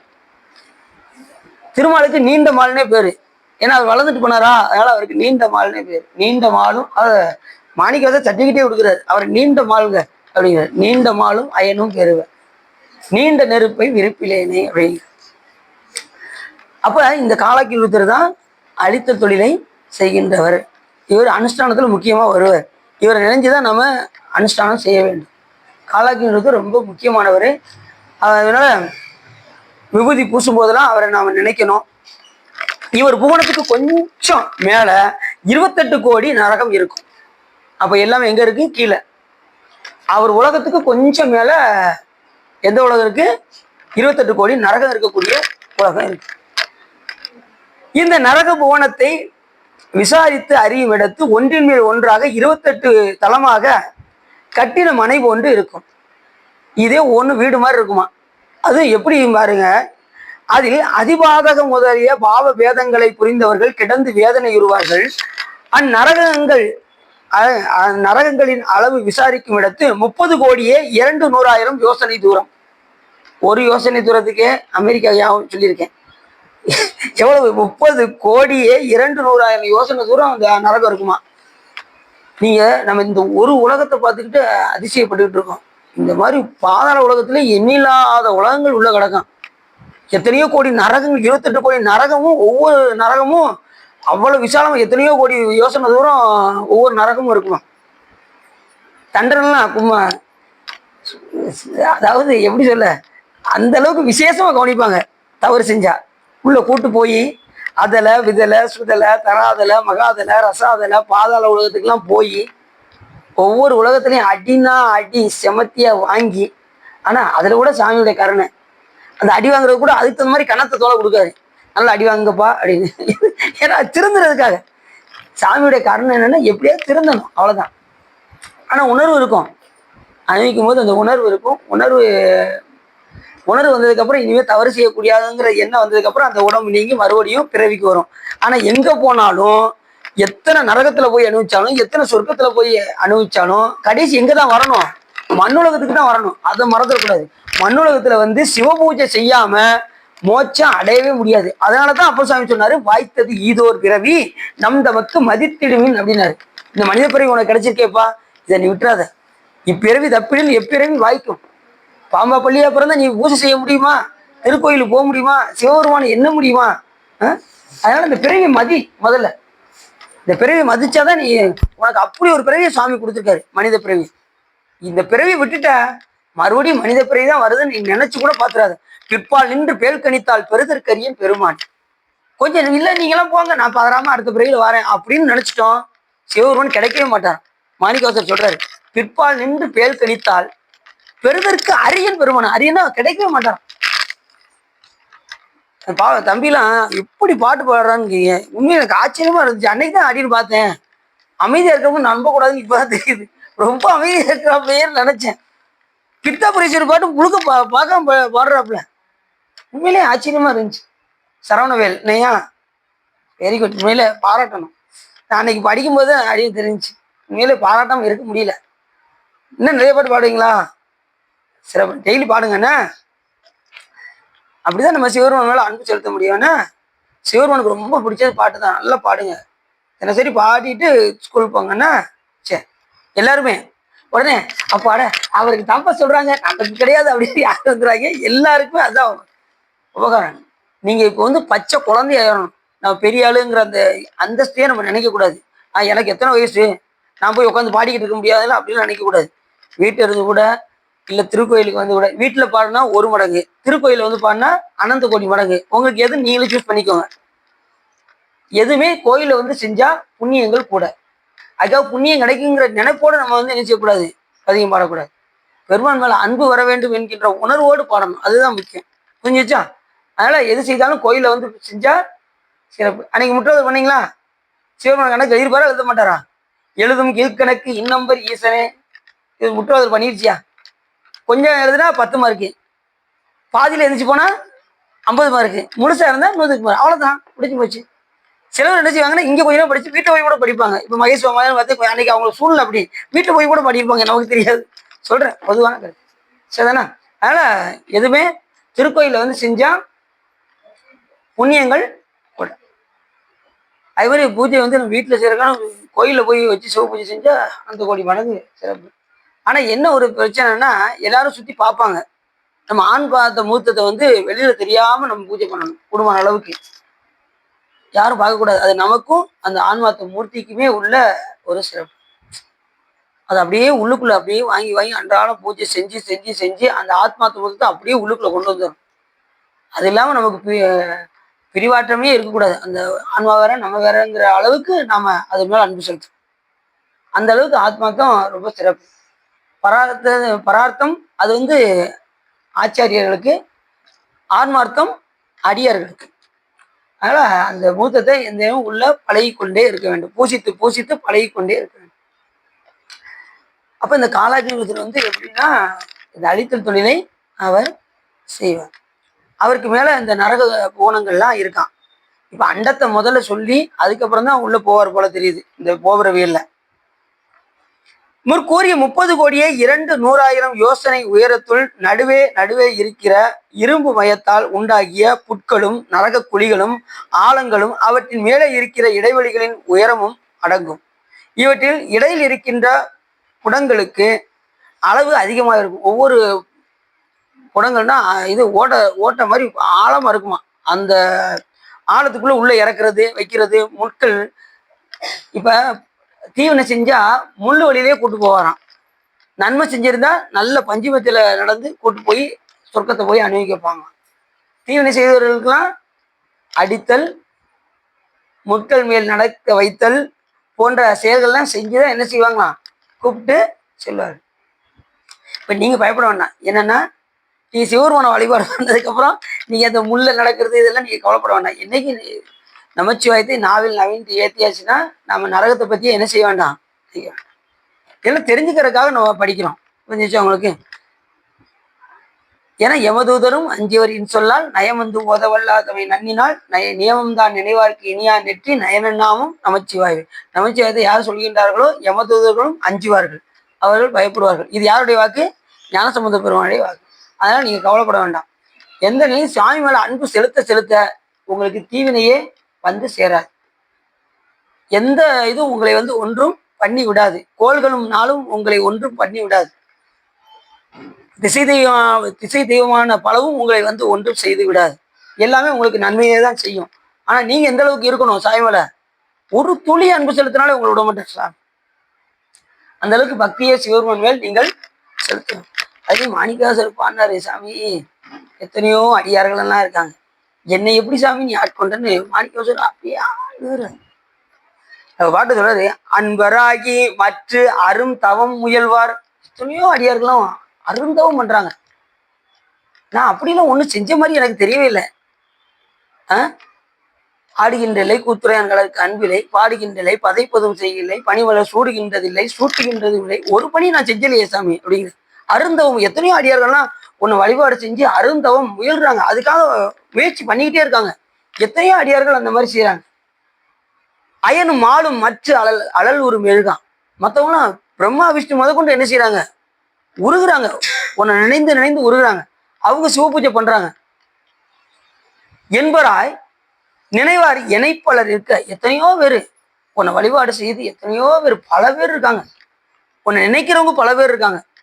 அத்தனை பேருக்கு நடுவுல என்னை நீ எட்டினுக்கு ஆண்டாய் அப்படின்னாரு பாருங்க. அதுதான் ரொம்ப முக்கியமானது. என்ன போய் எதுக்கு சாமி ஆட்கொண்ட?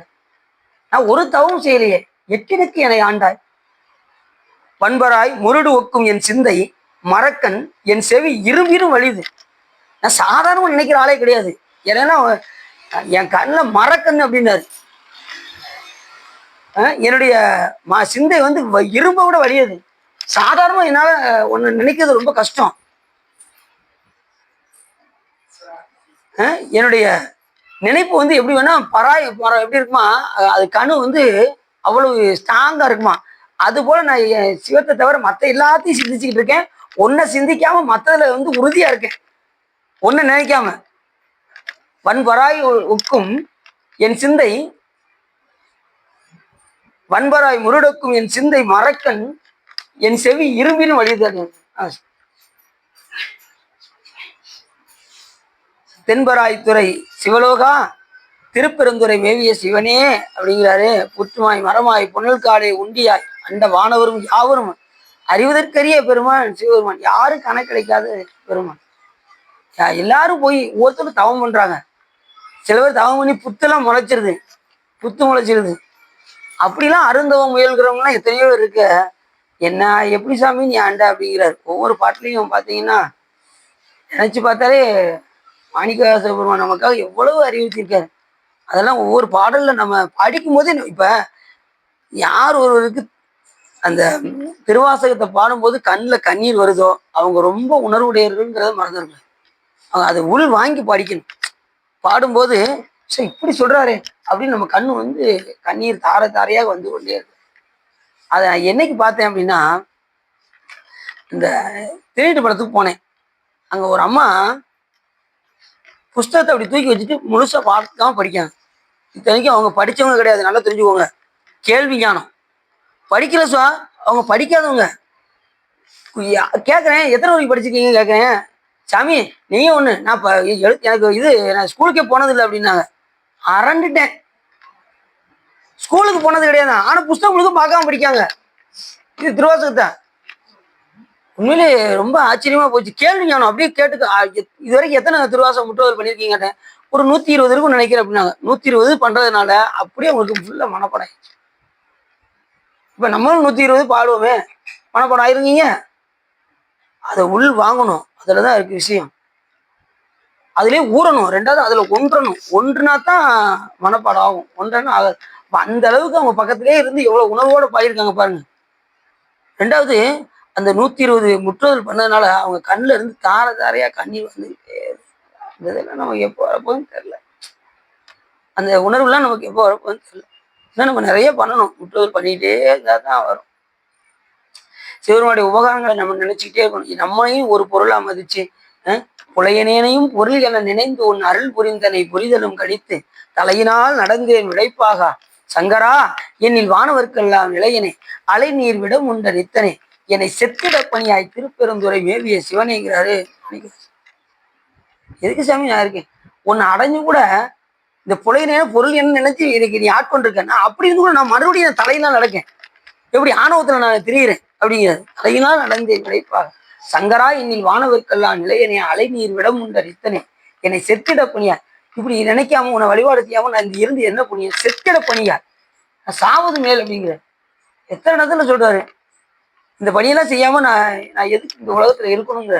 அருளாது ஒளிந்தால் அடியேனை அஞ்சேல் என்பார் ஆறிங்கே பொருளாய் என்னை புகுந்தாண்ட பொன்னே பொன் அம்பலக்கூத்தா மருளார் மனத்தோடு உன்னை பிரிந்து வருந்துவேனை வாயின்று உன் திருளார் கூட்டம் காட்டாயே செத்தே போனார் சிரியா. உன் அடியார் கூட்டத்தை காக்கலாம் நான் எப்படி நான் தப்பிக்க முடியும்? அதுக்கு நான் சாவதே மேல் அப்படின்னு. ஒவ்வொரு பாட்டிலையும் அடியாரோடு இணங்குறதும் இறைவனை நினைக்காமல் இருப்பதுக்கும், இப்படி நினைக்காமல் இருந்தாலும் நாம் எதுக்குரியவர்கள்? இறப்பதற்கு உரியவர்கள். அடியாரோடு கூட இல்லைனாலும் இறப்பதற்கு உரியவர்கள் என்பதை நம்ம மறந்துடக்கூடாது. நம்ம வாழ்ந்து பிரயோஜனம் கிடையாதுங்கிறாரு. புரியுது உங்களுக்கு? அடியாரோடு இனங்களைனாலும் சிவருமான வழிபாடு செய்யலனாலும் நாம் இந்த பிறவி பிறந்து பயனில்லாததாக ஆகிவிடும். கோளில் பொறியியல் குணமிலவே என் குணத்தான் தாளை வணங்கா தலை. 8 குணமுடைய இறைவனை இந்த பிறவியில நம்ம வழிபாடு செய்யாத இருந்தால் இந்த பிறவி எடுத்தும் பயனில்லைன்னு யார் சொல்றா? வள்ளுவரும் சொல்றாரு. அவ்வளவு சொல்றாரு. அதனால சிவருமான இந்த பிறவியில மதித்து, இந்த பிறவியை மதித்து நல்லா எப்படியாவது காலத்துல தீட்சையெல்லாம் வாங்கி சிவபூஜை செய்து இறைவனுடைய அன்பை நாம பெற வேண்டும். அதே மாதிரி இந்த நரகத்தை சொல்லும்போது பாத்தீங்கன்னா, அருள் சேர்ந்த நெஞ்சினாருக்கு இல்லை இருள் சேர்ந்த இன்னா உலகம் புகழ் கூட யார் சொல்றா? வள்ளுவர் சொல்றாரு. நரகத்தை இங்க கூட சொல்றாரு பாருங்க வள்ளுவர். இன்னா உலகம் அப்படின்னா என்ன உலகம்? நரக உலகம்னு அர்த்தம். அருள் இருந்தா எங்க போகலாம்? சாமி கிட்ட போகலாம். அப்படி இல்லாதவர்கள் இருள் சேர்ந்த உலகத்துக்கு சென்று விடுவார்கள். இருள் சேர்ந்த இன்னா உலகம் புகழ். அருள் சேர்ந்த நெஞ்சினாருக்கு இல்லை. அருளுடையவங்க எங்க போயிடுவாங்க? சாமி கிட்ட போயிடுவாங்க. அருள் இல்லாதவர்கள் எங்க போயிடுவாங்க? நரகத்துக்கு சென்று விடுவார். இருள் சேர்ந்த இன்னா உலகம். இன்னா உலகம்னா அங்க போனவங்க தப்பிச்சு சாதாரண சாமானியம் இங்க வர முடியாது. அங்கெல்லாம் ரொம்ப அனுபவிச்சு சுவாமி பார்த்து கருணையோடு மறுபடியும் கூப்பிட்டாதான் உண்டு. அப்பயும் சுவாமி நம்ம கூட இருப்பாரன்னா அவர் இல்லாம எதையும் நாம் அனுபவிக்க முடியாது. அப்பயும் நம்ம கூட தான் இருக்காரு சாமி. ஏற்கனவே கேவல நிலையில் நம்ம கூட தான் இருந்தாரு. எந்த உலகத்துல போய் நம்ம அனுபவிச்சாலும் நம்ம கூட தான் இருப்பாரு. ஏன் அப்படின்னா இறைவன் அறிவிக்காம இந்த உயிர் அறியாது. அவன் உணர்வு கொடுக்காம நம்ம எந்த இதையும் உணர முடியாது. அப்பயும் கூட அனுபவிக்கல கூட சுவாமி நம்ம கூட தான் இருக்காரு. ஆனா அனுபவம் உயிருக்கு, சிவருமானுக்கு கிடையாது. ஏற்கனவே உங்கள்கிட்ட சொன்னீங்கல்ல, புழுக்கடிக்கு மாத்திரை சாப்பிட்றவங்களுக்கு என்ன ஆகும்? யாருக்கு துன்பம்? புழுவுக்கு துன்பம். நாம அப்பாட மாத்திரையை சாப்பிட்டு ரொம்ப ஆனந்தமா இருப்போம். அது போல அனுபவம்னா உயிருக்கு தான். துன்பப்படுவது நமக்கு, சிவருமானுக்கு எதுவுமே கிடையாது. இது அவங்களுக்கு. அப்படி இந்த இருள் நிறைய பாட்டு சொல்லியிருக்காரு. அழுக்காறு என்று ஒரு பாவி திருவெற்றி தீயுளி உயித்து விடும் அப்படிங்கிறார். அதுக்கான பொறாமை பிடிச்சவங்க எங்கதான் போவாங்களாம்? தீயுளிய நரகத்துக்கு தான் போவாங்க. தீயுளி உயித்து விடும் அப்படிங்கிறார். அதுவும் அழுக்காறு என ஒரு பாவின்னே சொல்றாரு. அழுக்காருன்னா என்னது? நானும் எத்தனையோ புத்தகத்துல படிச்சிருக்கேங்க. பொறாமை தான். பொறாமை. சில பேர் பார்த்தீங்கன்னா நேத்தெல்லாம் நல்லா தான் இருக்கு, திடீர்னு எப்படிதான் அவனுக்கு துட்டு வந்துச்சோ, எப்படிதாங்க வீடு கட்டுவானோ அப்படிங்கிற பொறாமை. ரெண்டாவது, போட்டி இருக்க வேண்டுமே தவிர பொறாமை என்ன செய்யக்கூடாது. அவன் வீடு கட்டினா நம்மளும் சம்பாதிச்சு வீடு கட்டுவோம் அப்படின்னு நினைக்கணும். அவன் கெட்டிட்டானே நினைச்சோம்னா அது பொறாமை. கெட்டி நல்லா இருக்குதுன்னு நினைச்சா பிரச்சனை இல்லை. அப்படி யாருக்காவது அப்படி வருங்கிறீங்க, அதுதான் கஷ்டம். என்ன சரி, அதை இந்த இடத்துல சொல்றாரு. அப்புறம் அடக்கம் அமரர்கள் உயிக்கும் அடங்காமை 6 இருள் உயித்து விடுவார். அடக்கம் இல்லைனாலும் எங்க போயிடும்? 6 இருளாகிய நரகம் சென்று விடுவார். 6 இருள் உயித்து விடும். உண்ணாமை உள்ளது உயர்நிலை. ஊனன் அண்ணாத்த செய்யாத அலறன் கூட இன்னொரு பாட்டில் சொல்றாரு. இந்த உண்ணாதல்னா என்னது? உண்ணாமை உள்ளது உயர்நிலை. பிற உயிர்களை கொண்டு சாப்பிட்றாங்கல்ல, மாமிசம். அவங்க அண்ணாத்த செய்யாத அலறு. கண்டிப்பா நரகத்துக்கு போயிட்டு அந்த வாய் திறக்கவே திறக்காதான். உள்ளே அழுதுகிட்டே இருக்குமா, வெளியில திறக்கிறதுக்கு வாய்ப்பே இல்லாம இருக்குமா. நரகம் அனுபவிச்சுட்டு மீண்டும் வெளியில வரவே முடியாதான். பிற உயிர் துன்பம் விளைத்தாள். அண்ணாத்த செய்யாது அலறுகிறார். நரகக்குழியிலே இருந்து அதனுடைய வாய் திறக்காம உள்ளே கிடந்து அழுந்துருமா அப்படின்னு வள்ளுவர் சொல்றாரு. அதனால குடும்ப அளவுக்கு என்ன செய்யக்கூடாது. அதுல இந்த இப்ப அடுத்து சொல்ல போறேன், கூஸ்பாண்ட் போகணும். அது இப்ப வருது. அந்த உலகத்துக்கு போனவங்க எப்படி இருப்பாங்கன்னா, பிற உயிரை கொன்று வதைத்து தின்றவர்கள் அந்த கூஸ்பாண்ட் போனத்தை போனதுமே நரகத்துல என்ன செய்வாங்கன்னா, உன் சதையை அறுப்பா அப்படின்னு சொல்லி கத்திய கையில் கொடுப்பாரான். உன் சதையை அறுடா அப்படின்பாரான். அறுத்து நம்மளே சாப்பிடணும். நம்ம சதையை அறுத்து நம்மளே சாப்பிட்டாதான் இங்க கொன்ன பாவம் அங்க போய் நம்ம சதையை நம்மளே தின்னு அறுத்து சாப்பிட்டாதான் அது போகும். சிலர் இங்க சொல்றாங்கல்ல, கொன்னா பாவம் தின்னா தீரும், அவன் கொள்றான் நான் சாப்பிட்றேன், இதுல என்ன இருக்கு அப்படிம்பாங்க. அப்படி சொல்றாங்கல்ல. எங்க நானாங்க இருக்கும், அது கடைக்காரன் இருக்குன்னா அவனுக்கு தானே பாவம் சேரும், நமக்கு சேராது நம்ம நினைக்கிறோம். நமக்கு தான் அதிகமா சேரும். வள்ளுவர் சொல்றாரு, வாங்கி சாப்பிட்றவர்களுக்கு தான் வினை அதிகம். அவன் வியாபார ரீதியா விற்கிறான். வாங்கி சாப்பிட்ற உங்களுக்கு தான் என்ன வரும், பாவங்கள் வரும். நீங்க வாங்க போகலைன்னா அவன் என்ன செய்ய மாட்டான், விற்க மாட்டான். அதனால பாவம் யாருக்கு சேரும், வாங்கி உண்பவர்களுக்கு.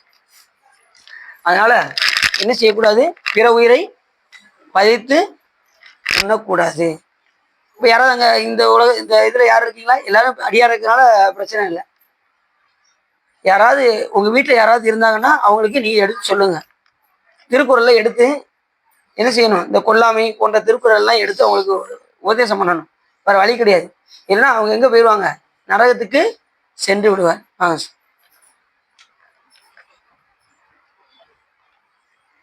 அப்படி அந்த நரகக்குழியில உள்ள புடங்கள், நரக குழிகள் எல்லாம் 100,000 யோசனை தூரம் ஒவ்வொன்றும் அவ்வளவு ஆழத்துல உள்ள இருக்குமா. முற்கூறிய புடங்கள் 29 இருப்பம் ஆயிருக்கும். ஒவ்வொரு புடத்தின் உயரம் 1,150,8,620 யோசனை தூரம் ஒவ்வொரு புடமும் இருக்குமா உள்ளுக்குள்ள. இவ்வாறு எல்லா நரகத்துக்கு மேல் வெளி 30,000 உயரம், அவ்வெளிக்குள் மேல் 100,000 குறைய கோடி யோசனை தூரம் கூர்மாண்ட போனம். இப்ப சின்ன பார்த்தீங்களா, கூஸ்பாண்ட் போனம் சொல்றாங்க. வடமொழியில கூஸ்பாண்ட் போனம், தமிழ்ல கூர்மாண்ட போனம் பேர். இந்த போனத்துக்கு போனாதான் இந்த பிற உயிரை வதைத்து தின்றவர்கள்லாம் இந்த உலகத்துல தான் போய் அனுபவிப்பார்கள்.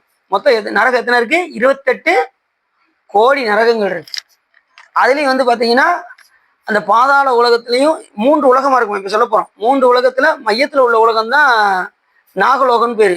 நாகலோகம். அதுலயும் மேல் உலகம், கீழ் உலகம், பாதாள உலகம் நடுவுல இருக்கு. அதுலயும் கீழே பாத்தீங்கன்னா அதல, விதல, சுதல, தராதல, மகாதல, ரசாதல, பாதாள உலகம் கீழே இருக்கு. ஒவ்வொரு உலகத்தையும் இப்ப சொல்ல போறேன்.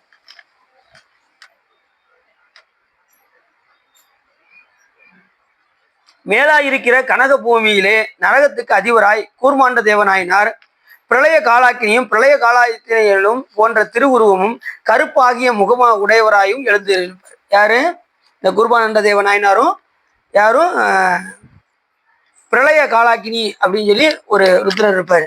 அவரும் கருத்த நிறத்தோடு அவர்கள் இருப்பார்கள். அவர்கள் அநேகர் அவரை தோத்திரம் செய்து சேவித்திருப்பார்கள். அநேக பேர் அவங்க 2 பேரையும் சேவித்து இருப்பார்கள். எந்த போனத்துக்கு மேல, கூர்மாண்டு போனம் என்கின்ற அந்த போனத்துல. அது எதுக்கு மேல, காலாக்கின் ருத்ரர் இருக்கிற உலகத்துக்கு கொஞ்சம் மேல யார் இருக்கா, இந்த குருமாண்ட போனத்துல இந்த 2 பேர் இருக்காங்க. யார் யாரு, பிரளயா காலாக்கினியும் குருமாண்ட தேவனாயரும் இருக்காங்க. அவங்க கருத்த நிறத்துல இருப்பாங்க. அவர்களை அநேக பேர் தோத்திரம் செய்து கொண்டு அங்கே வாழ்வார்கள். பாருங்க உள்ளுக்குள்ள என்னென்ன உலகம்லாம் இருக்குன்னு பாருங்க, நமக்கு இப்பதான் தெரியுது. பிணைவிழி முதலிய உறுப்புகளை உடையராகிய கன்னியர்கள் பலர் பதத்தையுடைய உரைகளால் தோத்திரம் செய்ய திண்ணமிட்ட பெரிய கண்கள் தாம் நிற்கும் முறையிலேயே செறிந்து நின்று சேவிக்க அக்குருமாண்ட தேவர் எண்ணம் உடையவராகிய கனப்பொழுதும் துயரத்தை அடையாதவராகிய அந்நரகங்களுக்குள் அதிபதியாய் இருப்பார். அந்த நரகத்துக்கு இந்த குருமாண்ட தேவனாயினார் அதிபராக அங்கே இருப்பார்.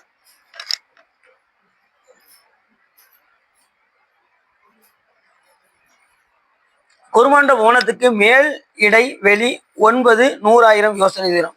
9,100,000 பாத்துக்கோங்க. ஒரு யோசனைக்கே எத்தனை சொன்னேன், இங்க இருந்து அமெரிக்காவை நினைச்சாலே ஒரு யோசனை. இதே மாதிரி எத்தனை கோடி, 3000 கோடி.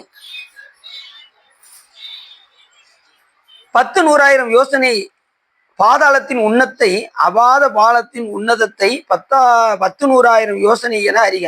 இதற்கு மேலே இடைவெளி பரப்பு 16,000 யோசனை, அதன் உயரம் 16,000 யோசனை. இப்படி யோசனை தூரமாகவே ஒவ்வொரு உலகமும் கீழே இருந்து கொண்டு இருக்கிறேன். அப்ப நம்மளாம் இந்த உலகம் இருக்கு பாருங்க, இது ஒரு யோசனை. இந்த உலகம் எத்தனை யோசனை? இதை மாதிரி 100 யோசனைன்னா பார்த்துக்கோங்க, 100,000 யோசனைன்னா பார்த்துக்கோங்க, 100 கோடி தூர யோசனைன்னு பார்த்துக்கோங்க. அப்போ எவ்வளோ பெரிய உலகமா இருக்குன்னு பார்த்துக்கோங்க கீழே. அப்போ எவ்வளோ உலகம்? இப்போ நம்ம இருக்கிற உலகம் வந்து மையமான உலகம். நம்ம கீழே தண்ணி இருக்கா இல்லையா? தண்ணி இருக்கா நம்ம கீழே? சாமியோட கருணை பாருங்க, நம்ம தண்ணியில மறந்துவிட்டு இருக்கோம். இது எவ்வளோ பெரிய ஆச்சரியம், யோசிச்சு பாருங்க. தண்ணிக்கு மேலே தானே இருக்கும், போர் போட்டால் தண்ணி வருது கீழே இருந்து, எப்படி வரும்? அதான் இறைவனுடைய கருணை. ஒவ்வொன்றையும் சாமி அதனோட கட்டுப்பாட்டுக்குள்ள வைத்து நம்மளை எல்லாம் இந்த பூலகத்தில் வாழ வைக்கிறாரு. அந்த கடவுளை நம்ம நினைக்கணுமா வேண்டாமா? தோத்திரம் செய்யணுமா வேண்டாமா? பூசிக்கணுமா வேண்டாமா? நம்ம காலம் முழுவதும் அவருக்கு செலவிடணுமா வேண்டாமா? அத்தனையும் செய்யணும். அது நினைந்து செய்வதுதான் வழிபாடு. இவ்வளவு கருணையோடு நம்ம கொடுத்துருக்காரே, அதை நினைந்து நினைந்து செய்வதுதான் வழிபாடு.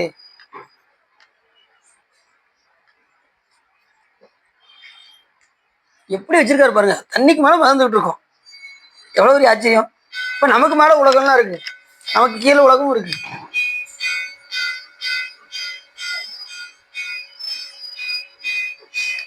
இருநூறு அடி போட்டாலே தண்ணி வருது, 600 அடி போட்டாலும் தண்ணி வருது, 1000 அடி போட்டாலும் தண்ணி வருது. அப்ப நம்ம அதுக்கு தானே இருக்கோம், யோசிச்சு பாருங்க. அப்ப இறைவனுடைய கருணை தானே அது. எப்ப நீங்க ஒன்றும் சரியில்லை, நான் உங்களை மூட போறேன் அப்படின்னு டக்கு அப்படி அத்தனை பேர் என்ன போயிடுவோம், உள்ள போயிடுவோம். யோசிச்சு பாருங்க, சாமி எவ்வளவு கருணை கொடுத்துருக்காருன்னு பாருங்க.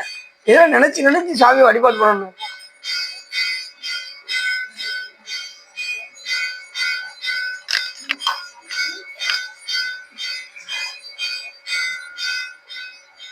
அப்பாதாளம் 3 கண்டமாக இருக்கும். பாதாள உலகம் எத்தனை கண்டமா இருக்கும்? 3 கண்டமாக இருக்கும். கீழ்ப்பாகத்தில் சங்கு சுருதி என்னும் பெயரையுடைய அசுரன் இருப்பான். நடுப்பாகத்தில் குளிகன் என்னும் பெயரையுடைய நாகராஜன் இருப்பான். அந்த நடுநிலையான உலகத்துல தான் நாகராஜன், நாகலோகம். இந்த நமது ராமர் அனுமர் கடைசி வந்து யமன் வந்து என்ன பண்ணுவாராம், ராமரை கூட்டு போவாராம். கூட்டு போகும்போது அனுமர் விட மாட்டாராம். அந்நேரம் இவர் ராமர் என்ன பண்ணுவாரோ, மோதிரத்தை காட்டி இப்படி பாதாள உலகத்துல போட்டதும் உடனே இவர் போய் தேட போவாராம். யாரு? அனுமர் வந்து உள்ள தேடி வருவாராம். வரும்போது பார்த்தா எண்ணில்லாத மோதிரம் அங்கே கிடக்குமா நாகலோகத்துல. நாகலோகத்துல தலைவர்னு ஒருத்தர் இருப்பாராம். அவரை போய் இவர் கேட்பாராம், இவ்வளவு மோதிரம் இருக்கே எப்படி அப்படின்னு. ஒவ்வொரு யுகத்திலும் ஒரு மோதிரம் இங்கே விழுவும், இதே மாதிரி அனுமர் வருவாரு. அப்படி வந்தது இத்தனை மோதிரம் அப்படின்பாராம். அப்போ யோசிச்சு பாருங்க. அப்ப ஒவ்வொரு யுகத்திலையுமே ஒரு ராமர் இருந்திருக்காரு, ஒரு அனுமர் வந்திருக்காரு.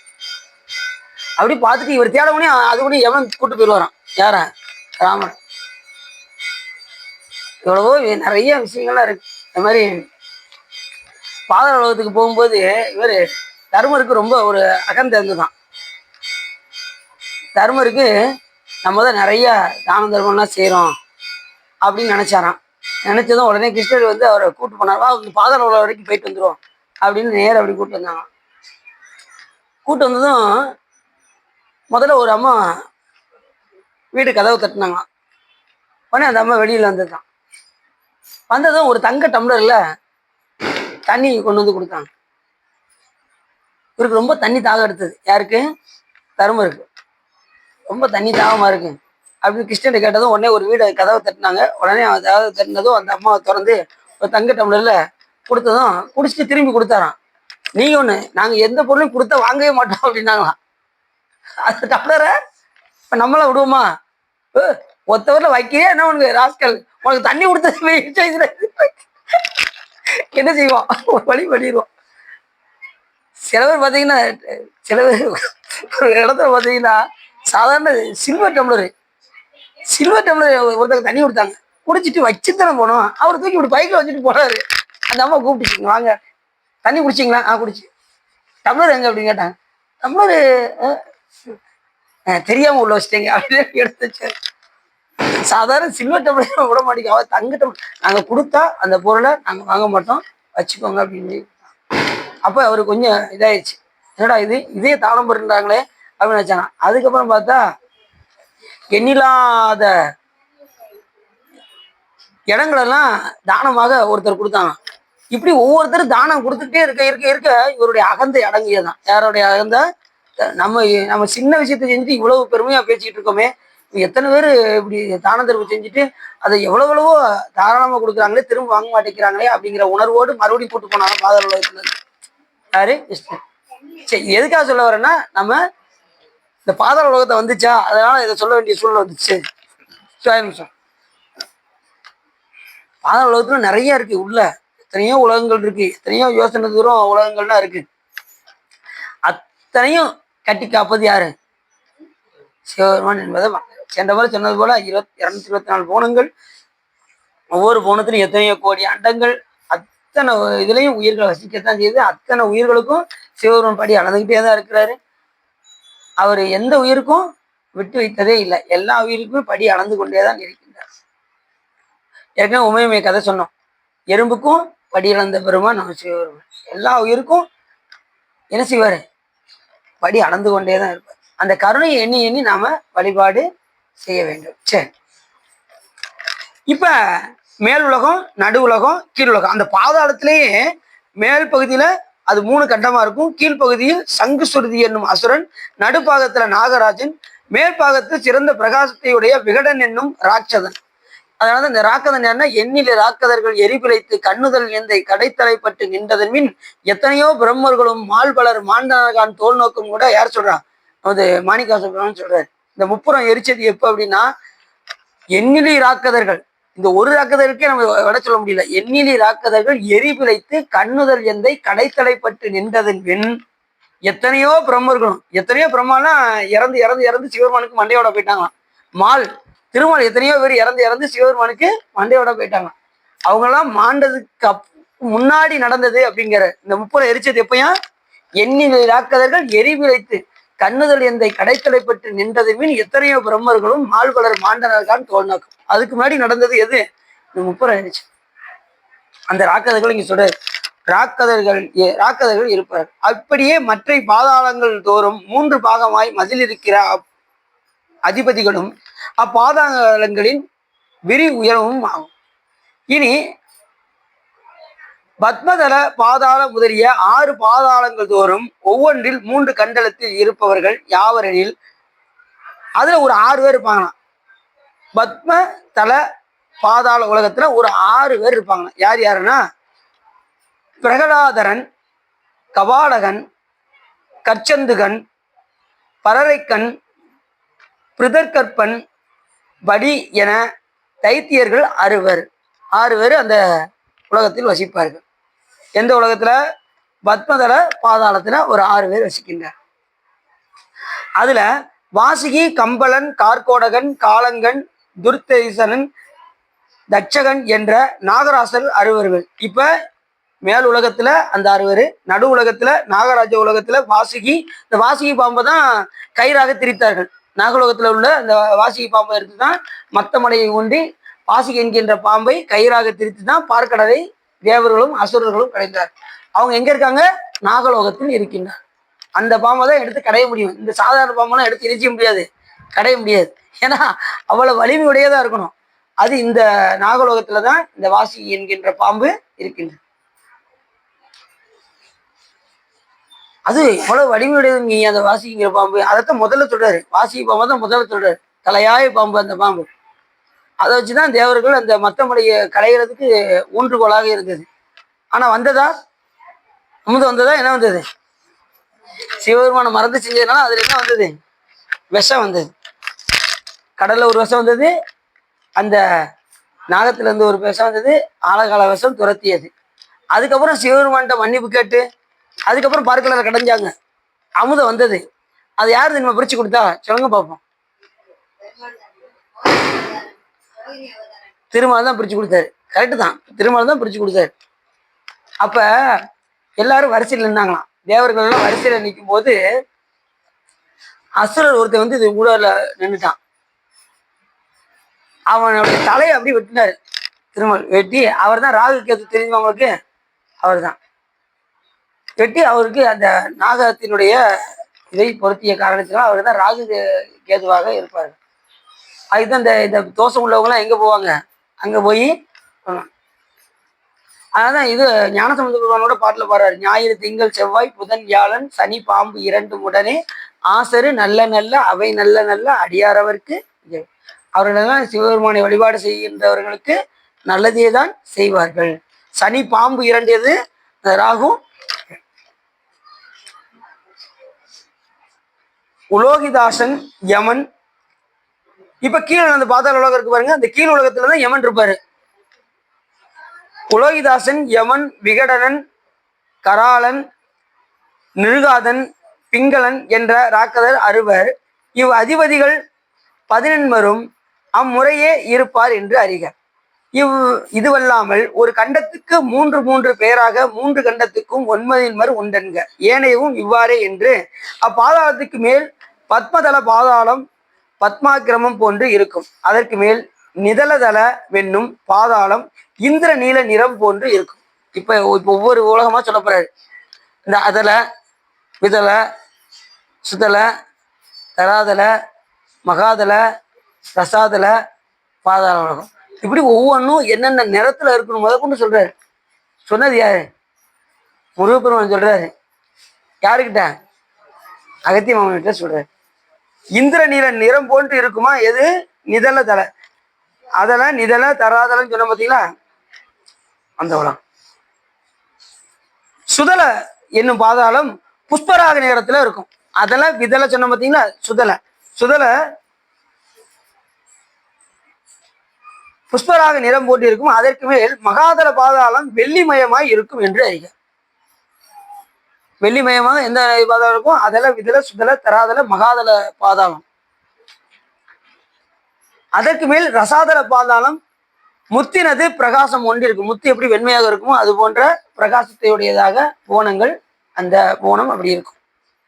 ஒவ்வொன்றும் பாருங்க, நினைச்சு பார்க்க முடியாத அளவுக்கு அந்த நிறத்தையும் அந்த உலகம் அந்த வடிவத்திலையும் இந்த இத்தனை யோசனை தூரத்திலையும் ஒவ்வொன்றையும் புள்ளி விவரமா சாமி சொல்றாரு. அப்ப எப்படி இருக்கும் பாருங்க. இந்த உலகத்துல நம்ம கற்பனை பண்ணி கூட பார்க்க முடியாத அளவுக்கு நமக்கு உள்ள அவ்வளவு உலகங்கள் இருக்கு. கீழ் உலகத்தை தான் சொல்றாரு, இன்னும் மேல் உலகத்தெல்லாம் சொல்லல. கீழ் உலகமே அப்படி இருக்கு. எத்தனையோ யோசனை தூரம் உள்ள இருக்கு.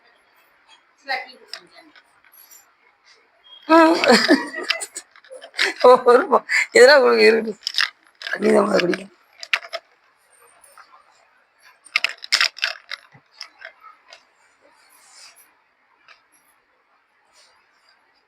அதற்கு மேல் பாதாளம் நவரத்ன பிரபை போன்றிருக்கும். அப்பாதாளத்தின் முடிவில் 800,000 நாக கன்னியர்கள் இருப்பார்கள். அதுக்கு மேல எண்ணில்லாத நாக கன்னியர்கள் அங்க மேல இருக்காங்க.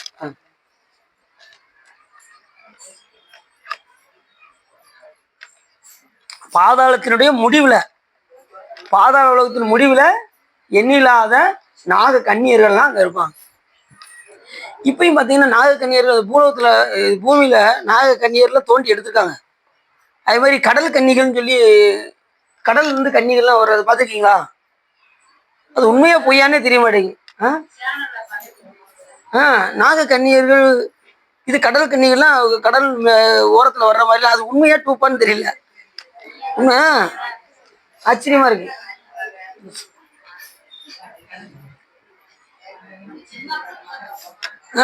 உண்மையிலே எல்லாம் போட்டிருக்காங்க, அதனால கேட்டேன். அப்பாதாளத்தின் மேல் இருக்கும் இடைவெளி 10 இலக்க யோசனை தூரம் இருக்குமா. சுருண்ட குழலை உடையார், அறிந்த குழலோசை போன்ற இனிமை மொழிகளை உடையார், குற்றங்களை ஒரு காலம் சொல்லாதார், வரியாகிய வளையினை உடையார், உருவம் ஒரு காலம் வளையாதார், மதத்த விழினை உடையார், இதர பதார்த்தங்களை பாராதார், அழகான உருவத்தை உடையார், மிகுந்த பாரத்துக்கு உடையாதார், ஒளியாகிய நகையினை உடையார், ஊழியத்தில் தெளியதாகிய கையை உடையார், சுருங்கிய இடையினை உடையார். அவர் யார் அப்படின்னா ஆடகேஸ்வரர் என்ற பாத மலர்த்தேனை பருகுதல் கிடையாதார் மேற்கூறிய நாக கன்னியர்களாகிய பாதாள விமர்சனர். இவரெல்லாம் வணங்கக்கூடிய ஒருத்தர் அங்க இருக்காரு. யாருன்னா அவர் பேரு ஆடகேஸ்வரர் என்ற ஒருவர். அவருடைய சிறப்பை பற்றி சொல்லும்போது சுருண்ட குழலினை உடையரா இருப்பாராம், அறிந்த குழலோசை போன்ற இனிமை மொழியை பேசக்கூடியவராக இருப்பாராம், குற்றங்களை ஒரு காலம் சொல்லாதாராக இருக்கக்கூடியவரா அந்த ஆடலகேஸ்வரர் என்பவர். எங்க அந்த பாதாள உலகத்துல நாகிய கன்னியர்கள் வசிக்கக்கூடிய இடத்துல ஆடலகேஸ்வரர் என்ற யாரு அவரு ஒரு உருத்தர், மறந்துடக்கூடாது. அப்பாதங்களுக்கு மேலே ஆலகேஸ்வரர் புவனம் என்பது 100,000 யோசனை தூரம். அதில் ஆலகேஸ்வரருக்கு புதுமையாய் கொடுக்கும் சொன்னமாயிருக்கிற வீடு 1000, அவருக்கு வீடே 1000 யோசனை தூரம் இருக்குமா. அப்ப எவ்வளவு யோசிச்சு பார்த்துக்கணும். அமெரிக்கா மாதிரி, இங்க இருந்து அமெரிக்கா மாதிரி 1000 யோசனை தூரம்.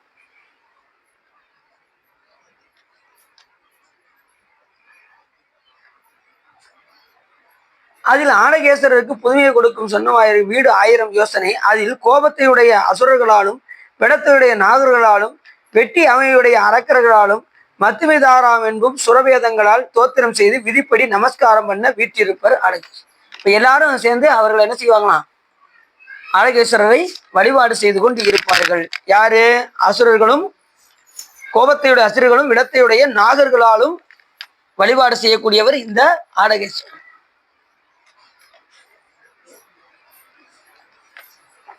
சாமி பாருங்க, ஒவ்வொருத்தருக்கும் அந்த பதத்தை கொடுத்து அவங்கள வழிபாடு செய்யற அளவுக்கு சாமி உயர்த்துறாரு. அந்தந்த புண்ணியம் செஞ்ச ஆன்மாவை அந்த ருத்ரர் ஆக்கி அந்த ருத்ர பதவியில இருக்கிறவங்களையும் வழிபாடு செய்யும்படி சுவாமி செய்கிறார்கள். இந்த உருத்தர்கள்லாம் யாருன்னா சிவபெருமானுடைய அம்சத்தை பெற்று இருப்பார்கள். அவர்கள் சிவபெருமான் கிடையாது, நல்லா தெரிஞ்சுக்கோங்க. சிவபெருமானுடைய வடிவத்தை பெற்றிருப்பார்களே தவிர அவர்கள் சிவபெருமான் அல்ல. இப்ப நிறைய பேர் என்ன நினைச்சுப்பாங்கன்னா, படைத்தல் பிரம்மா, காத்தல் விஷ்ணு, அழித்தல் சிவன் அப்படின்றாங்க. அழித்தல் சிவன் கிடையாது, அது வந்து சிவபெருமானுடைய உருவத்தை பெற்ற காலாக்கி மறந்துடும். சரிதானா?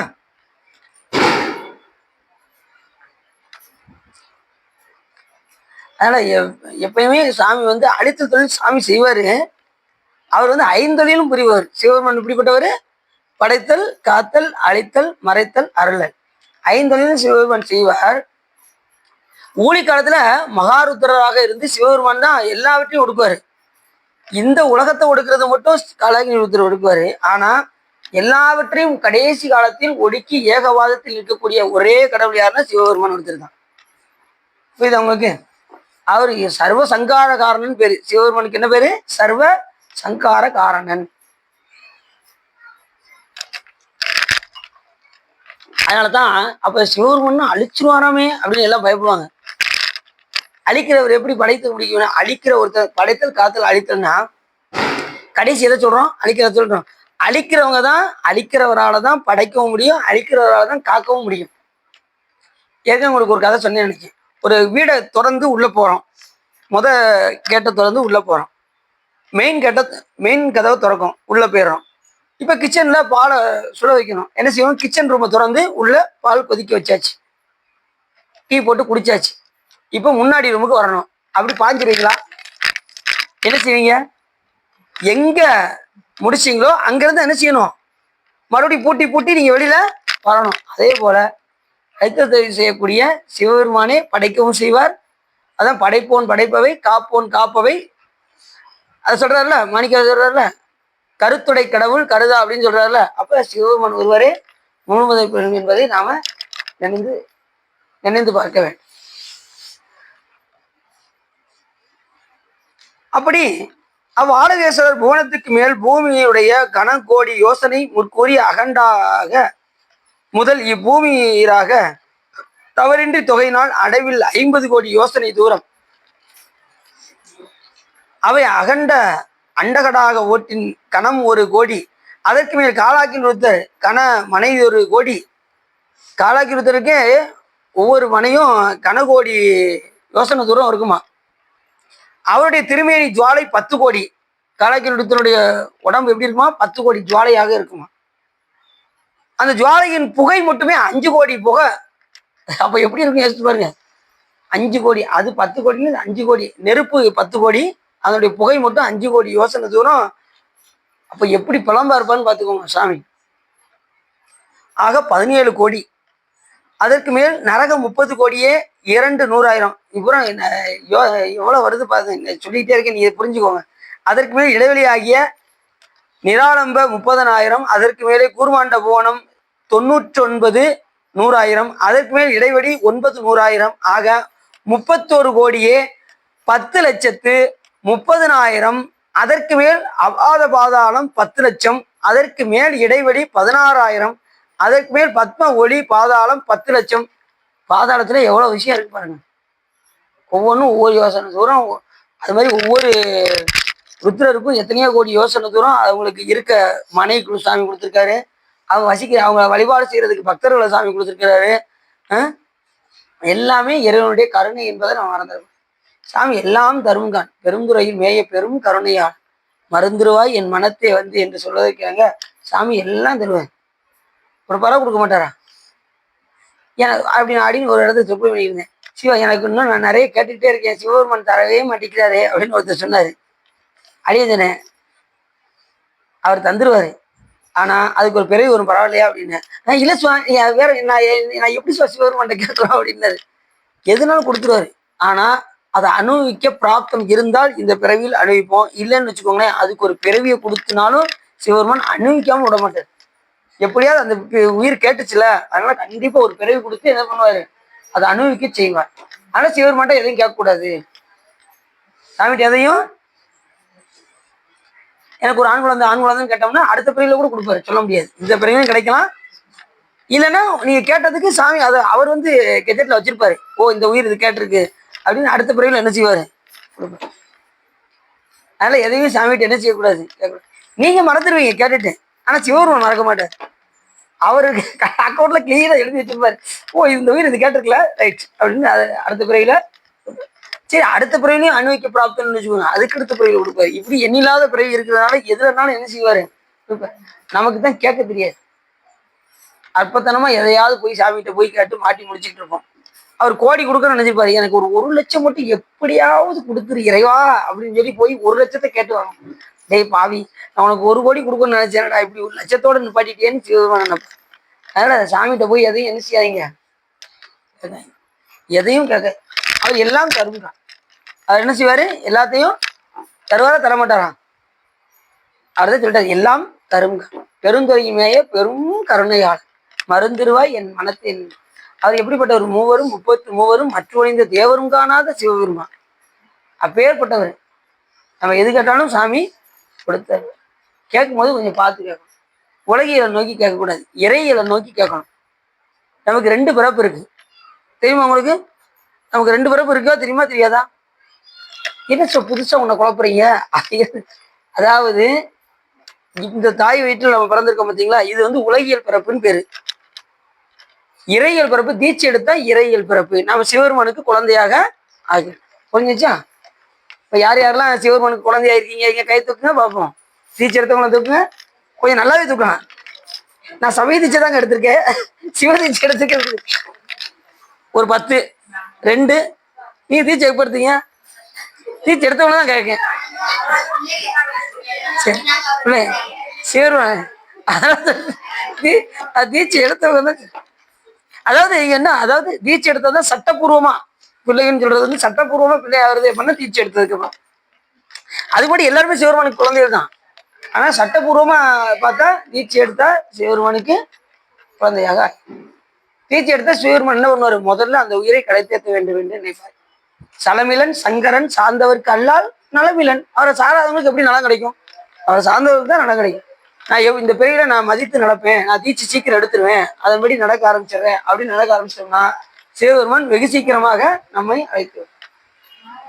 அதனால சாமி எல்லாம் தரும் கான், பெருந்துறையில் மேய பெரும் கருணையாளன். அதனால காலத்துல எல்லாரும் என்ன செஞ்சிடணும், தீட்சை எடுத்து விட வேண்டும். அது அடியாரோடே இருக்கணும். அது உன்னை தொடர்ந்தாரோடும் தொடராதையும் பேரு. யாரு, மாணிக்க சொல்றாரு, உன்னை தொடர்ந்தாரோடும் தொடராதைன்னா என்ன அர்த்தம்?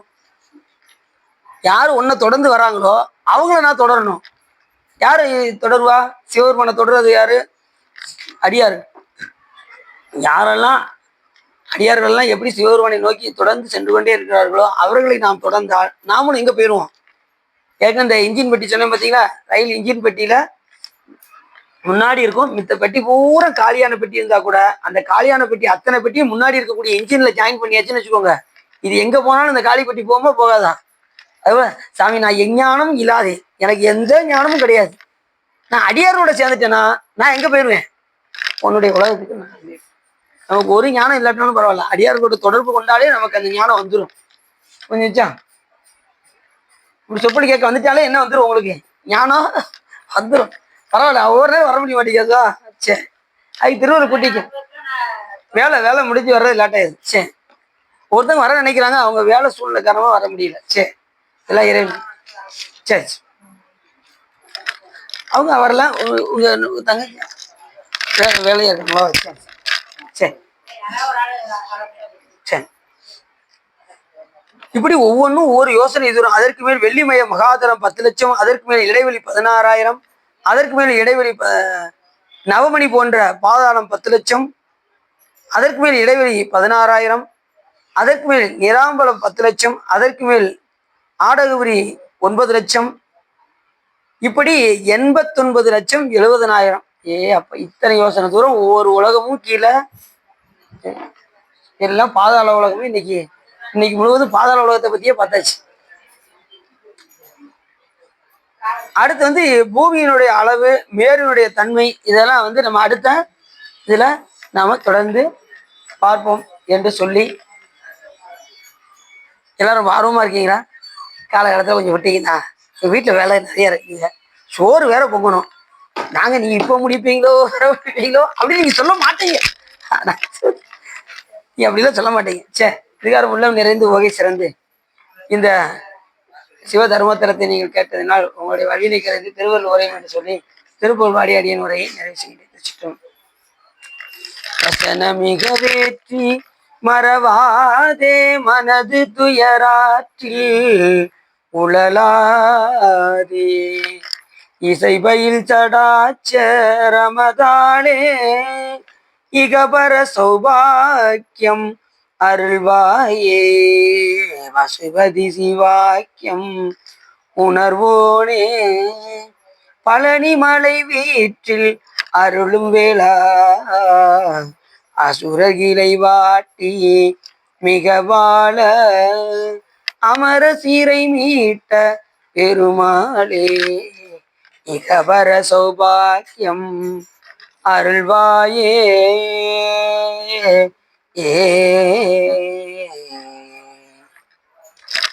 கைலாய பரம்பரை சிவஞான போதனை காட்டும் பெண்ணை பயில்வாய்மை கண்டான் தந்ததிக்கு ஒரு மெய்ஞான பானுவாகி குயிலாரும் பொழில் திருவாவூர் திரைவாழும் நமச்சிவாய தேவன் சைலாதி மரபுடையவன் திருமரபு நீடோலி தலைக மாதம் வான்முகில் வளாது பெய்க வழிபடம் சுரக்க மன்னன் கோன்மறை அரசு செய்க குறைவில்லாத உயிர்கள் வாழ்க நான்மறை அறங்கள் ஓங்க நற்றவும் வெண்மல்க மேன்மைகள் சைவ நீதி விளங்குக உலகமெல்லாம் பவப்பெரும் கடலை கடந்ததற்கு பாரவன் வகுத்த அருணறியை ஓப்புடன் உயிர்கள் கடைபிடித்து உயவதும் துரசை ஆதீனத்தில் தவப்பிரகாசம் தரணியில் எங்கும் தன்னல் செங்கோலுச்சியும் சிவப்பிரகாச தேசிகன் மலத்தால் சென்னியில் கொண்டு போற்றுதுமே. வையம் நீடுக மாமலை மண்ணுக மெய் விரும்பிய அன்பர் விளங்குக சைவ நன்னெறிதான் தலை தொங்குக தெய்வன் திருநீர் சிறக்கவே திருச்சிட்டமோ நம்ம பார்வதீபதையே அழகமகா சிவனையை போற்றி வெற்றிவேல் முருகனுக்கு அரோகரா திருச்சிட்டமோ நம்ம அருணாச்சலம்.